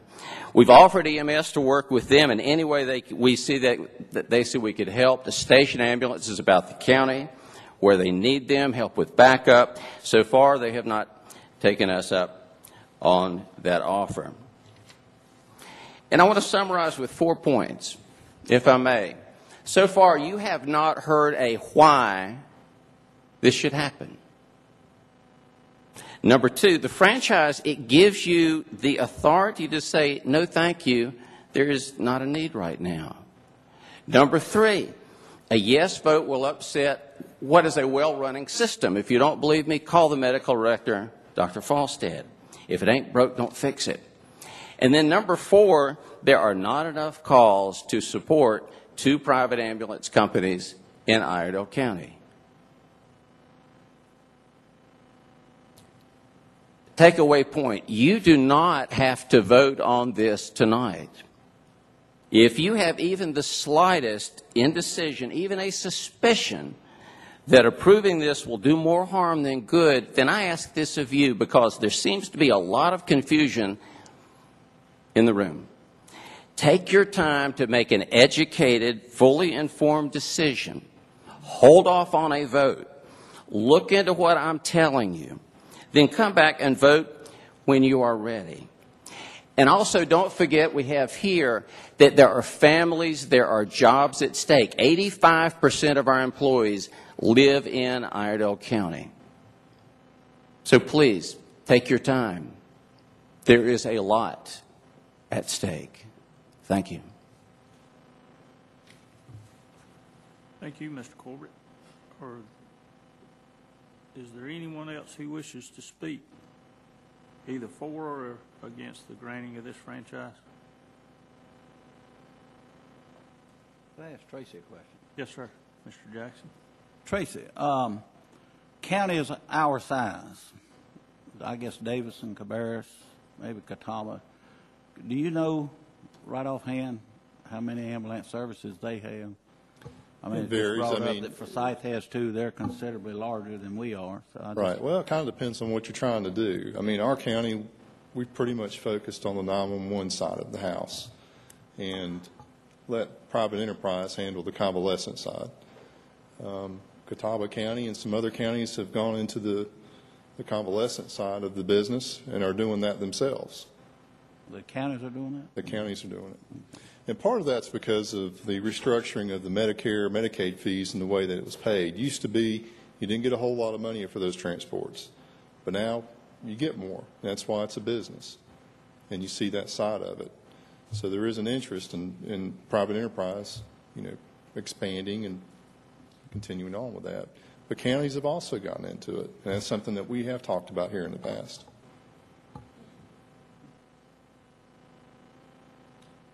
Yeah. In the ambulance service, the convalescence is where the money is now. We don't make much money Well, the reality of it is the 911 side. I mean, you get your gunshots, your stabbings, and there's a lot of indigent care, and it's folks that can't pay for lots of different reasons. Yeah. So it is heavily subsidized. That's why we're there, really. I mean, we're the safety net. If we weren't there, nobody else would do it. So are most of the calls that these private ambulances do, are they they work out contractual agreements with nursing homes and stuff like that? That's I mean, how they get their I can let business. these folks answer that question, but typically that's how it's done. They'll work out a contract and negotiate the rates. Okay, and so if we grant a license, that doesn't automatically take half the business from New Care, correct? well, it would be whoever's better probably at running the business. But what I'm saying is, And attracting the automatically, customers. just because we're doing this flipping of dispatch of No, 911, My opinion is that the market would decide. They both put their shingles out. It's Kmart versus Walmart. I hate to be, very simplistic about this, but basically it's business versus business, and they'll go out there, market themselves, they'll prove themselves, and they'll increase their customers one way or the other. have you any idea what the percentage of the business is that the county is going to be feeding to the franchises versus what they have on their own? None, to be honest with you. I mean, unless they start doing EMS backup, which we would do through an agreement, they're on their own. They take their own phone calls and they schedule their own appointments. So they're really... So how much EMS backup is there right now? Well, our EMS backup goes to rescue squads. We very, very rarely, and David can help me out with this, use a private service for backup. And my understanding is there just hasn't been the overwhelming need to use anybody else. But the day may come, and that's kind of what we're setting the stage for, is that if we need those additional resources, we want to be able to use them, and then not just sitting there, and then the question come up, well, why didn't you use this resource? So. Yeah, and I was going to say that you're also talking a lot of the bigger agencies like Forsyth, who run 60, 70,000 calls a year, compared to right at our 17, have that bigger need to run the 911 backups. Our squads do an exceptional job of helping us out and transporting with our supervisors, if need be, with the patients we have. I would say we turn over maybe less than 1% of our call volume. And that's what you said would be alternated. Right. So that's small. Very small. Compared to the Yes, rest of the very business. small. So the 460 roughly calls that New Care gets a month are generally convalescent. Yes, and they are contacted Transport. by individual people or Contract. companies. Right. They're not contacted. That has nothing to do with us. It doesn't go through any of our dispatch centers or call takers or anything. Yeah, I think just a couple other points that are worth noting there. We don't know what wait times are with convalescent services. We may pick up some convalescent calls, but that's only if we're not busy running emergency calls. So there could be calls, patients sitting out there on a busy day that, in reality, that New Care can't handle. So there are some calls that aren't figured into his numbers because there's got to be drop calls that they're not able to run. Now, that's probably on a busy day and not a normal thing, but it may not throw off what he's talking about in terms of his numbers. But I think what he's telling you is a snapshot. And, in our opinion, we've talked about this. We feel like there is potential here for two services to be able to operate. And it's only going to get better or busier as time goes on, especially in the convalescent market. But that's our opinion. Tracy, does state statutes allow us to limit how many comes in the county? I mean, what prevents us from limiting how many doctors come in? I know. Well, it's different. Are we on legal grounds if we deny this? That's what I'm wondering. That is your decision. It is your decision. It is your choice. I think they need to look at, we don't have our county attorney here tonight, but we need to look at the franchise ordinance to make sure that it is exclusive or non-exclusive. And our interpretation has been that it's non-exclusive. Can I ask the county manager for clarification on that? It's my understanding that it's non-exclusive. And I believe it is specifically pulled out in the franchise agreement. And I will also point out that under the granting clause that, and I'll read this, under conditions, a franchise may be granted if the county finds that the public convenience and necessity require the proposed ambulance service, and this is where it's key. No provision of this article shall be deemed or construed as to require the granting of a franchise when the county determines that to do so would not be in the public interest. So basically, to me, that says that you can turn it down. To answer your question, Commissioner Mitchell.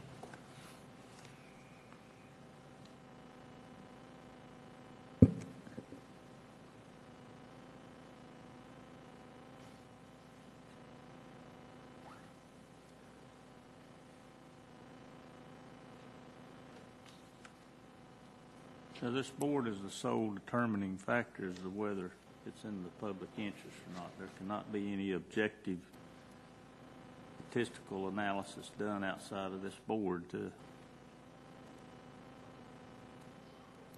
rebut any action taken by this board, I guess is the best way to say. That's what it sounds like.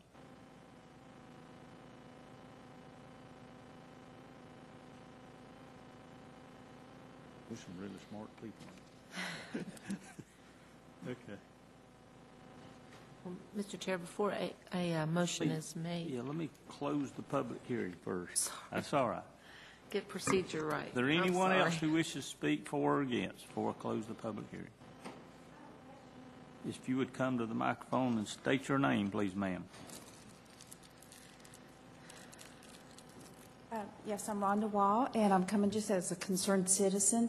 One question that I have, I understand that this morning you passed the state requirement. Okay, and I understand there's also a county. Is that correct? Have they passed that one? They have at this point, yes, ma'am. Okay, all right, that's my question. And another question I have is, I understand that they've been out of noncompliance 2 times now, one 6 years ago, one 6 months ago. Is that correct? It's around 3 years ago. And then 6 months ago. All right, so what's in place to make sure that they're not out of compliance in the future? We do random inspections. We actually are having a compliance agent. Yeah. We actually have hiring a compliance person to do monthly inspections where we can keep a better track on them. Currently, we are not staffed enough to be able to do the inspections unless we get complaints, and that's what's done the other inspections. We received complaints, and we went off of those complaints. Okay. But Mr. Clore, to completely answer Ms. Wall's question, they have met the requirements to date in order to request a franchise, and you reserve the right later to make sure that they meet the logistical requirements before you actually grant them operation status. The trucks and the personnel records that I looked at are basically out of their Winston-Salem office. Those would not be the same employees and vehicles that would be here.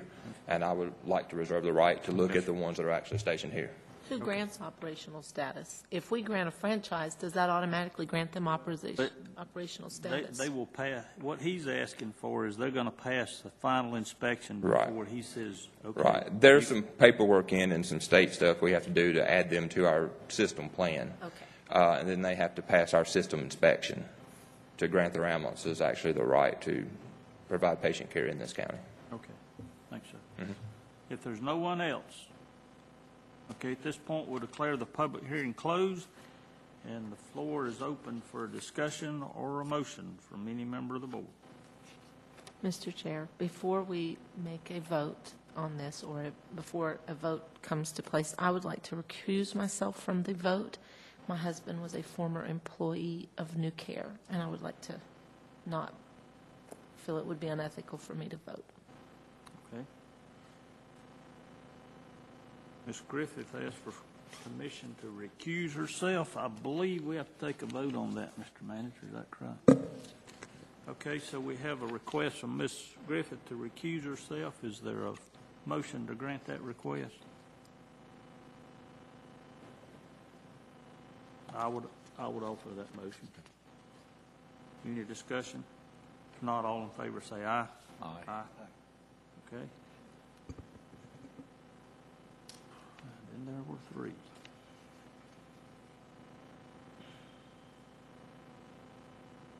Okay, floor is open for a motion.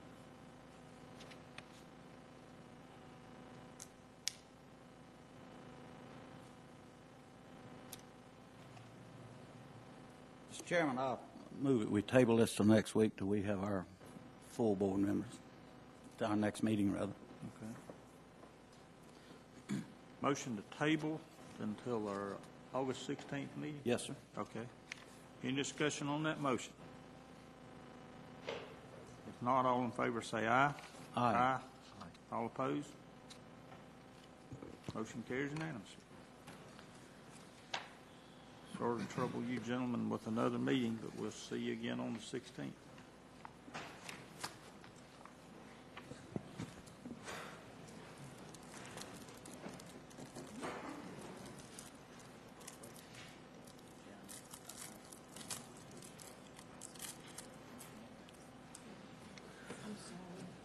You're fine. I understand. No problem. No problem.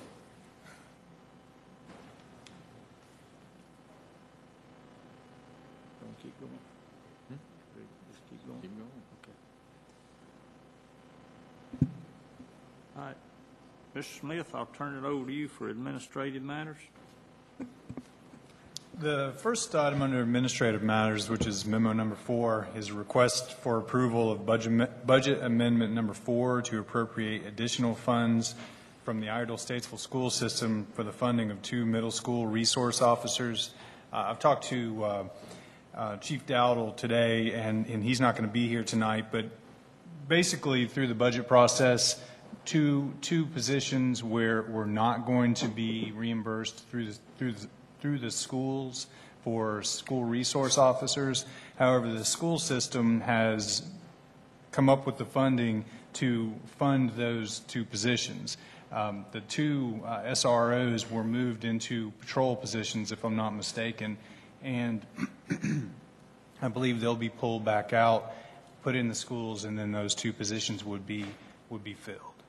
And I'd be glad to answer any questions. Oh, and these are for the schools have committed to this for 2 years, so we won't be dealing with the same issue again next year. I'd be glad to answer any questions. All right. Any questions, Mr. Smith? If not, the floor is open for a motion. Make a motion that we approve the budget amendment 4. Mr. Griffith offers a motion for approval of this request. Any discussion? Yeah, I would like to just kind of state, I always thought it was a shame when we had to put policemen in the high schools. Everybody wants to have low taxes. Well, you know, if people don't control their kids, then we have to have policemen in the high schools. Now we got to have, well, actually this isn't new. We've had policemen in our middle schools. You know, if folks want to reduce the cost of government, let's get control of the kids and do it early. Because this is what happens when individuals give up being responsible for themselves and their families and depend upon government to do it. It costs $100,000 to do it for 2 middle schools, 50 grand a school, and that's if they only need 1 resource officer. If they need multiple, like I said, just multiply it by 50,000. So when people want to know why government costs so much, when you got to put policemen in middle schools, that's why.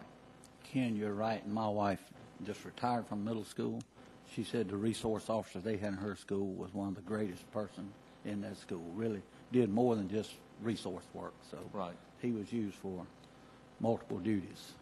But he's not free. I know he's not. Yes, you're right. Okay. The less virtuous we become, the more we are in need of masters. Okay. Motion from Ms. Griffith. All in favor say aye. Aye. Aye. All opposed? Motion carries unanimously. Memo number 5 is a request from the Criminal Justice Partnership Program Advisory Board for approval of a fiscal year 2012 budget amendment, and Pam Navy is here for that presentation. Welcome, Ms. Navy. Thank you. Good evening. This is the longest I've been here. This is a national night out going on. I've been out there for about 3.5 hours. It was nice to come in here and cool down for a while. Extend the meeting if you want. At the July Criminal Justice Partnership meeting, presented an amendment to move money out of contractual to personnel, and any time that's done within that budget line item, it has to be approved by the commissioners. The CJPP Advisory Board did vote unanimously to approve that because it went from contractual to personnel. We're just asking the board to approve that at this time. My understanding that's because you'll be doing a lot more of those duties personally. That's correct, sir. We thank you for that. Okay. Any questions, Ms. Navy? If not, floor is open for a motion. Move for approval, Mr. Chairman. Motion to approve from Mr. Mitchell. Any discussion? All in favor? Aye. Aye. Aye. All opposed? Motion carries unanimously. Thank you. Thank you, ma'am.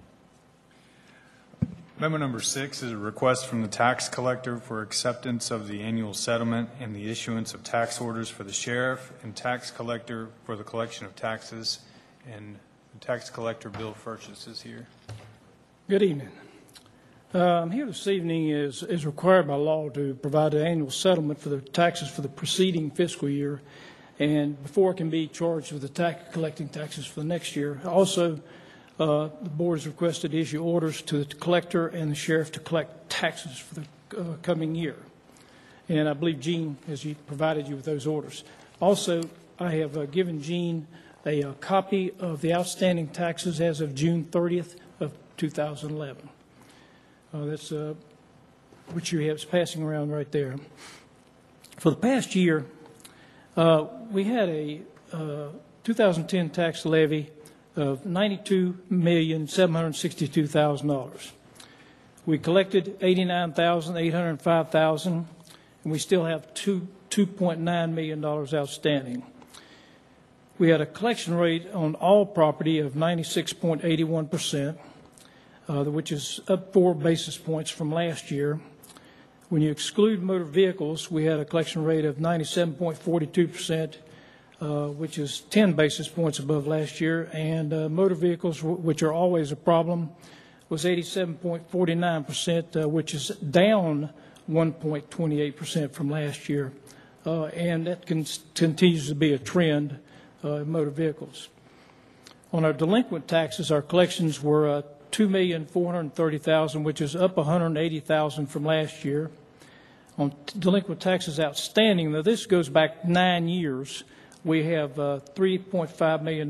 That's out of an original levy of $601 million. We also collected prepayments for 2011 taxes of $259,000. If you could turn the page, you'll see what we call the numbers. In the past year, we collected $912,000 more than we did for the previous year. We collected $1,285,000 more than was budgeted for 101.4% of our original budget. In the 7-year cumulative total on of over budget, we were over budget $13.4 million.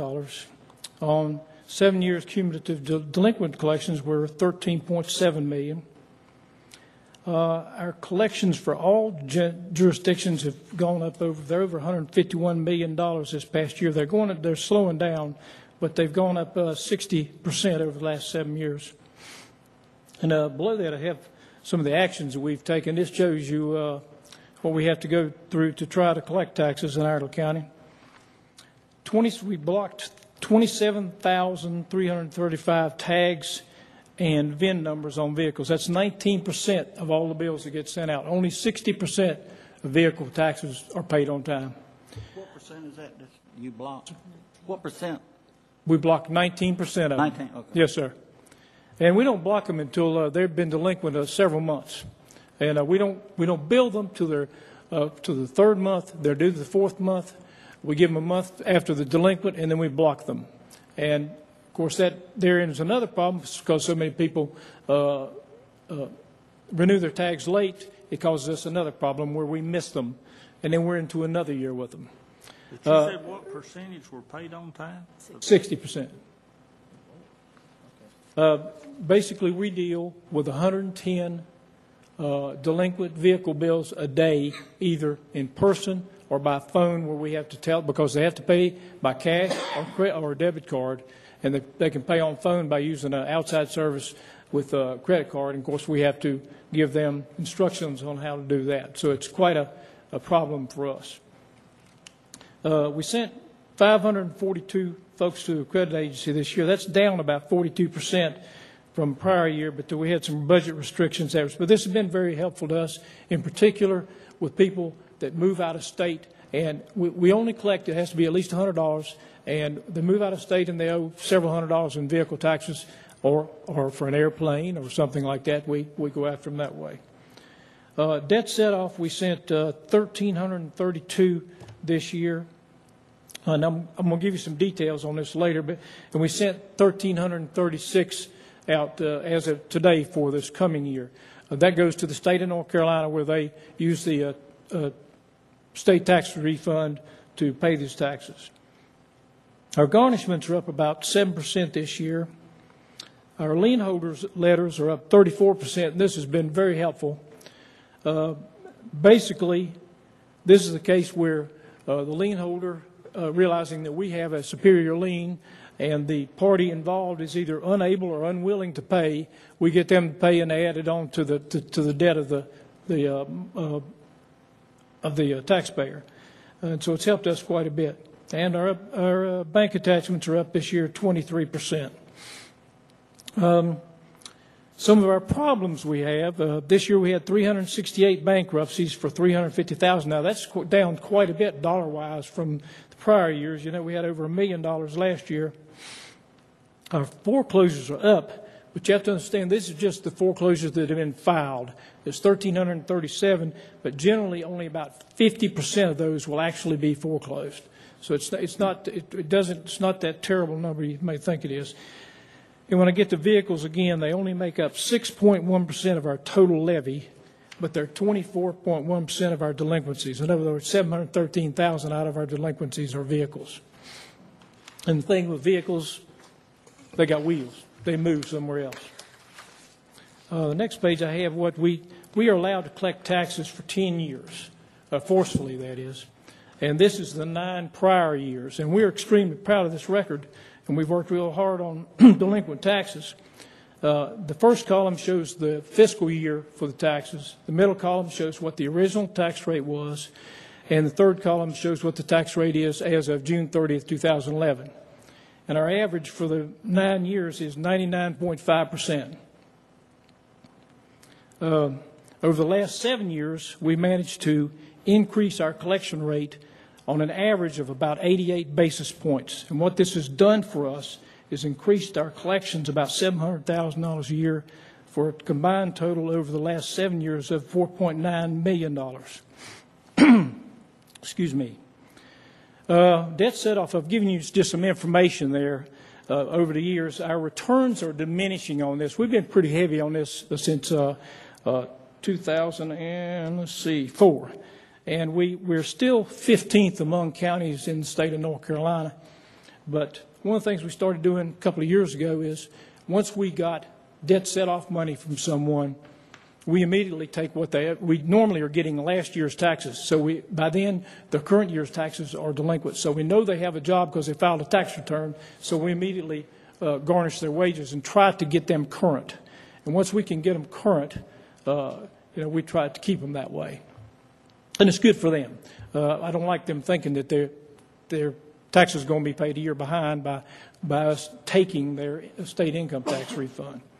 And just to close this, I'll tell you, we've got the tax bills. Matter of fact, they may be turned over to me tomorrow or tomorrow evening. They're scheduled to be mailed on August 10th. I want to warn you that Mooresville and the town of Davidson have enacted a solid waste collection fee. So the taxpayers are going to see our fee and they're going to see Mooresville's fee, and they're going to see Davidson's fee, or if they live in Davidson or Mooresville. And there's going to be some phone calls. So, and I think I provided all of you folks with a chart, and on the back side of that chart has the phone numbers you can direct those people to if they have questions about this. Yeah. All right, God bless you. Yes, sir. Right there, you have it. And that's all I have tonight, sir. Blocking those tags, is that not bringing in more money faster? I thought when they passed that law down in Raleigh, that was supposed to be the greatest thing ever for tax collectors, that you get your money. But according to this, you said you're even down 1%. My understanding is before the bills were went out based on whether you registered your vehicle, when everybody, before 1993, everybody just listed their vehicles on January 1st. Well, the problem was only about 65% of the people listed their vehicles. The rest of them said, "To heck with it." Mm-hmm. So you're still collecting more money.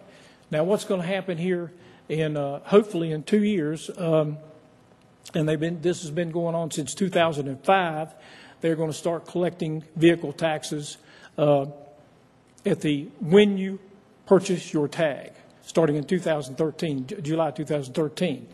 The only problem we have is we still have 10 years' worth of delinquent taxes back there, and we have never written off any of these taxes. A lot of the larger counties write off everything after 3 years. We have never done that. We've never written off anything. We keep going after it. If they show up, they can move back, you know. Yeah. They leave and they come back, and all of a sudden they're faced with us again because they went to South Carolina and they come back and that VIN's blocked. But it will be a continuing problem for us for a number of years, but our rates should, assuming that they get this done in 2013, they've been trying for 8 years, that gets done, our rates should go up considerably over time. Okay. If I could, Mr. Chairman, you know, there's the old saying, many hands make for light work, and when the tax collection rate is high, that allows us to have a lower tax rate for everybody who is paying their taxes on time. So even though when we talk about tax collection rates and all the jokes and stuff that can go along with tax collectors and having to collect taxes, the fact of the matter is the more efficient our tax collection office is, the better it is for the county and for the taxpayers who pay their taxes on time. So thanks. I appreciate the professionalism of your staff. Thank you.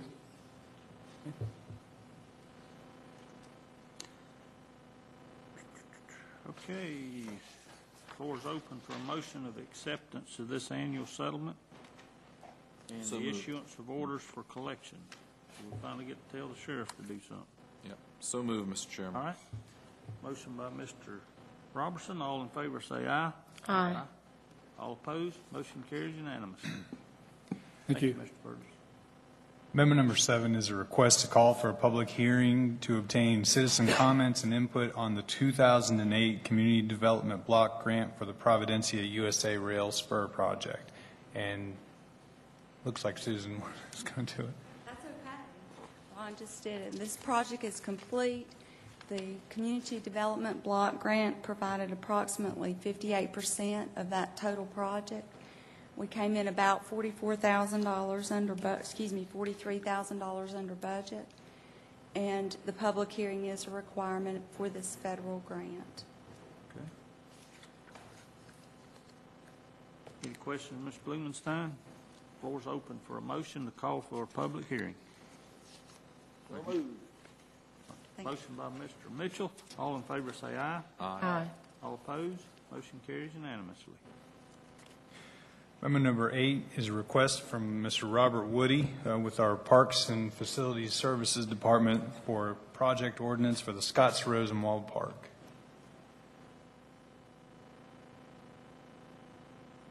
Good evening. Basically, what the Parks and Recreation Department is asking for approval of project ordinance for the implementation of the Parks and Recreation Trust Fund grant that was awarded in May in the amount of $183,650. And also, in addition to this grant, is recognition of a donation in the amount of $187,000, which is the land and buildings of the park facility itself.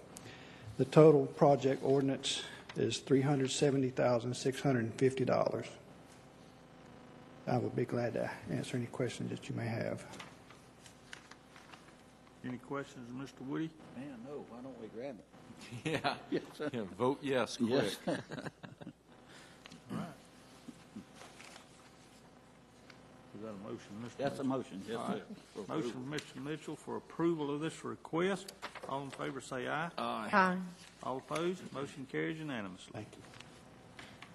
Mr. Chairman, if I may, I would like to point out that Mr. Woody put that application together pretty much all by himself with, I guess, the assistance of his staff. So that was something that I would definitely commend him on. He put a lot of work into the front side of this.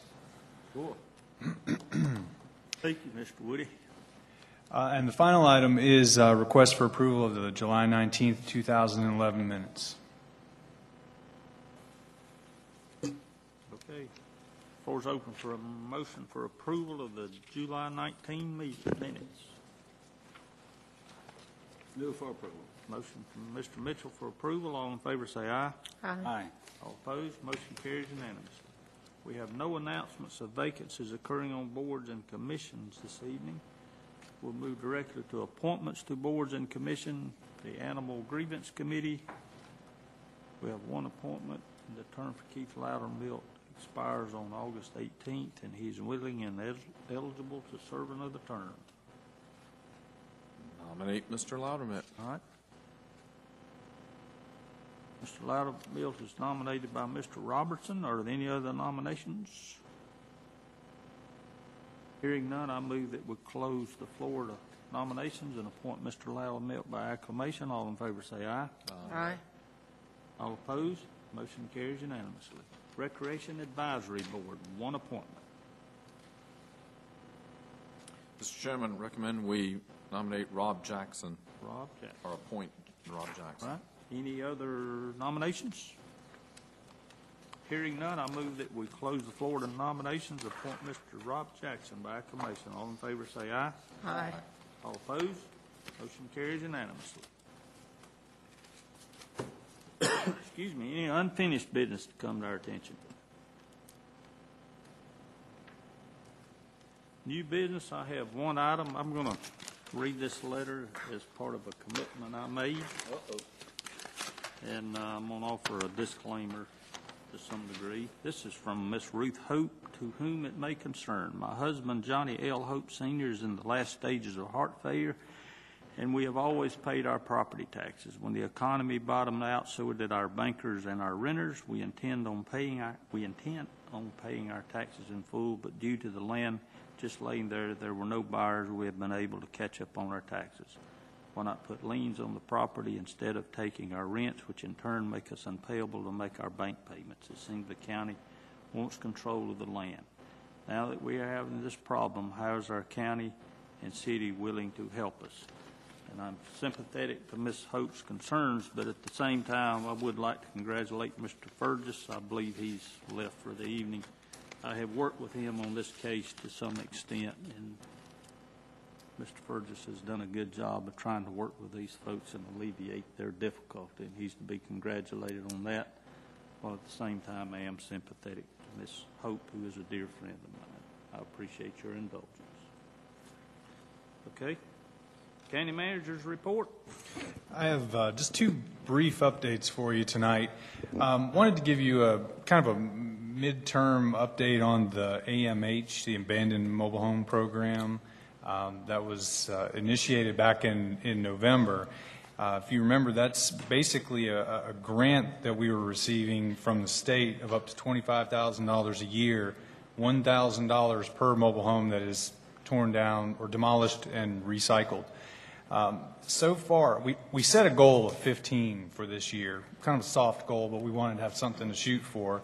And as of today, we have 9 that we've either demolished and taken care of totally, or which are in the process. So pretty successful. We're a little bit over the halfway point, but that's a pretty good number. Chances are, if we can get some more activity, we'll hit that 15 and possibly go higher. I will point out our contractor costs are averaging about $750 per home. We had estimated about $1,000, so we're pretty low. And actually, we're the lowest in the state at this point. It's an interesting story behind that, so you can call me if you want to hear it. Let's see. Right now, the revenues are kind of on course for what we were thinking. For the 6 homes, we've received about $5,000 for the state, or we're in the process of receiving that. The public has paid a little over $1,400 towards that, and the bulk of that's in demolition permits. Now, there is some, it's not really county money that went into it, but if you remember, we were waiving tipping fees for homes that were brought in voluntarily. So we currently have waived about $3,600 in tipping fees, so that's just revenue that we would have otherwise received. But since we're going through the program, thought that was a good trade-off. So just wanted to give you an update on that. If you have any questions, be glad to answer any. Yeah, you got a lot of folks, Mr. Smith, who were in the grading and septic tank business have moved to demolition, so there's plenty of people looking at work. I'd anticipate you getting a good price on that for some time to come, but once the economy picks back up, they're going to have something else to do, and you'll probably see that price go up. Yeah. Okay. One more thing. One more thing real quick. I've asked the planning department to take a look. I don't remember who mentioned it tonight, about not rezoning any property, or it might have been in a conversation we had. We went through a flurry of rezonings over the last, about 3 years ago, and then up to about 18 months ago. And then they pretty much all fell off. A lot of those rezonings were conditional zoning districts. If you remember, we went away from the old quasi-judicial way of doing business to a conditional zoning. There was a clause in there that after 18 months, if there was no activity on those projects, that we could revisit those. The planning department's put together a list, and we're kind of walking through this, of projects that we may bring back with a recommendation to you at a later date to possibly rezone to something else. Not because one of the main reasons is once we come out of the economic problems that we're in, I could see those possibly being hindrances to economic development and moving projects forward, because most often in these cases the developer or the person who rezoned it is not in the picture anymore, and they're tied to that person's plan, which is almost impossible for another developer or owner to move through. So just wanted to put that on your radar screen and know that that's coming sometime in the next few months. Okay. And that's all I had to report. All right. Thanks, sir. At this point, I'm going to offer a motion. We go into closed session in regard to General Statute 143-318-11A6, personnel, 143-318-11A3 for legal, and 143-318-11.5 for property acquisition. All in favor say aye. Aye. All opposed? Motion carries unanimously.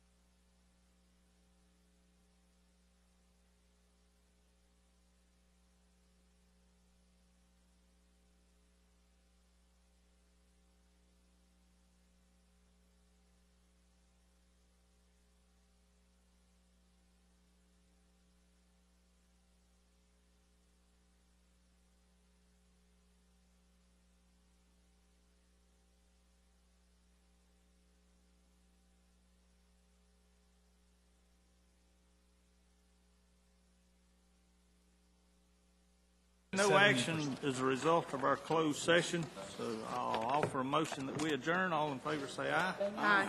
All opposed, motion carries unanimous.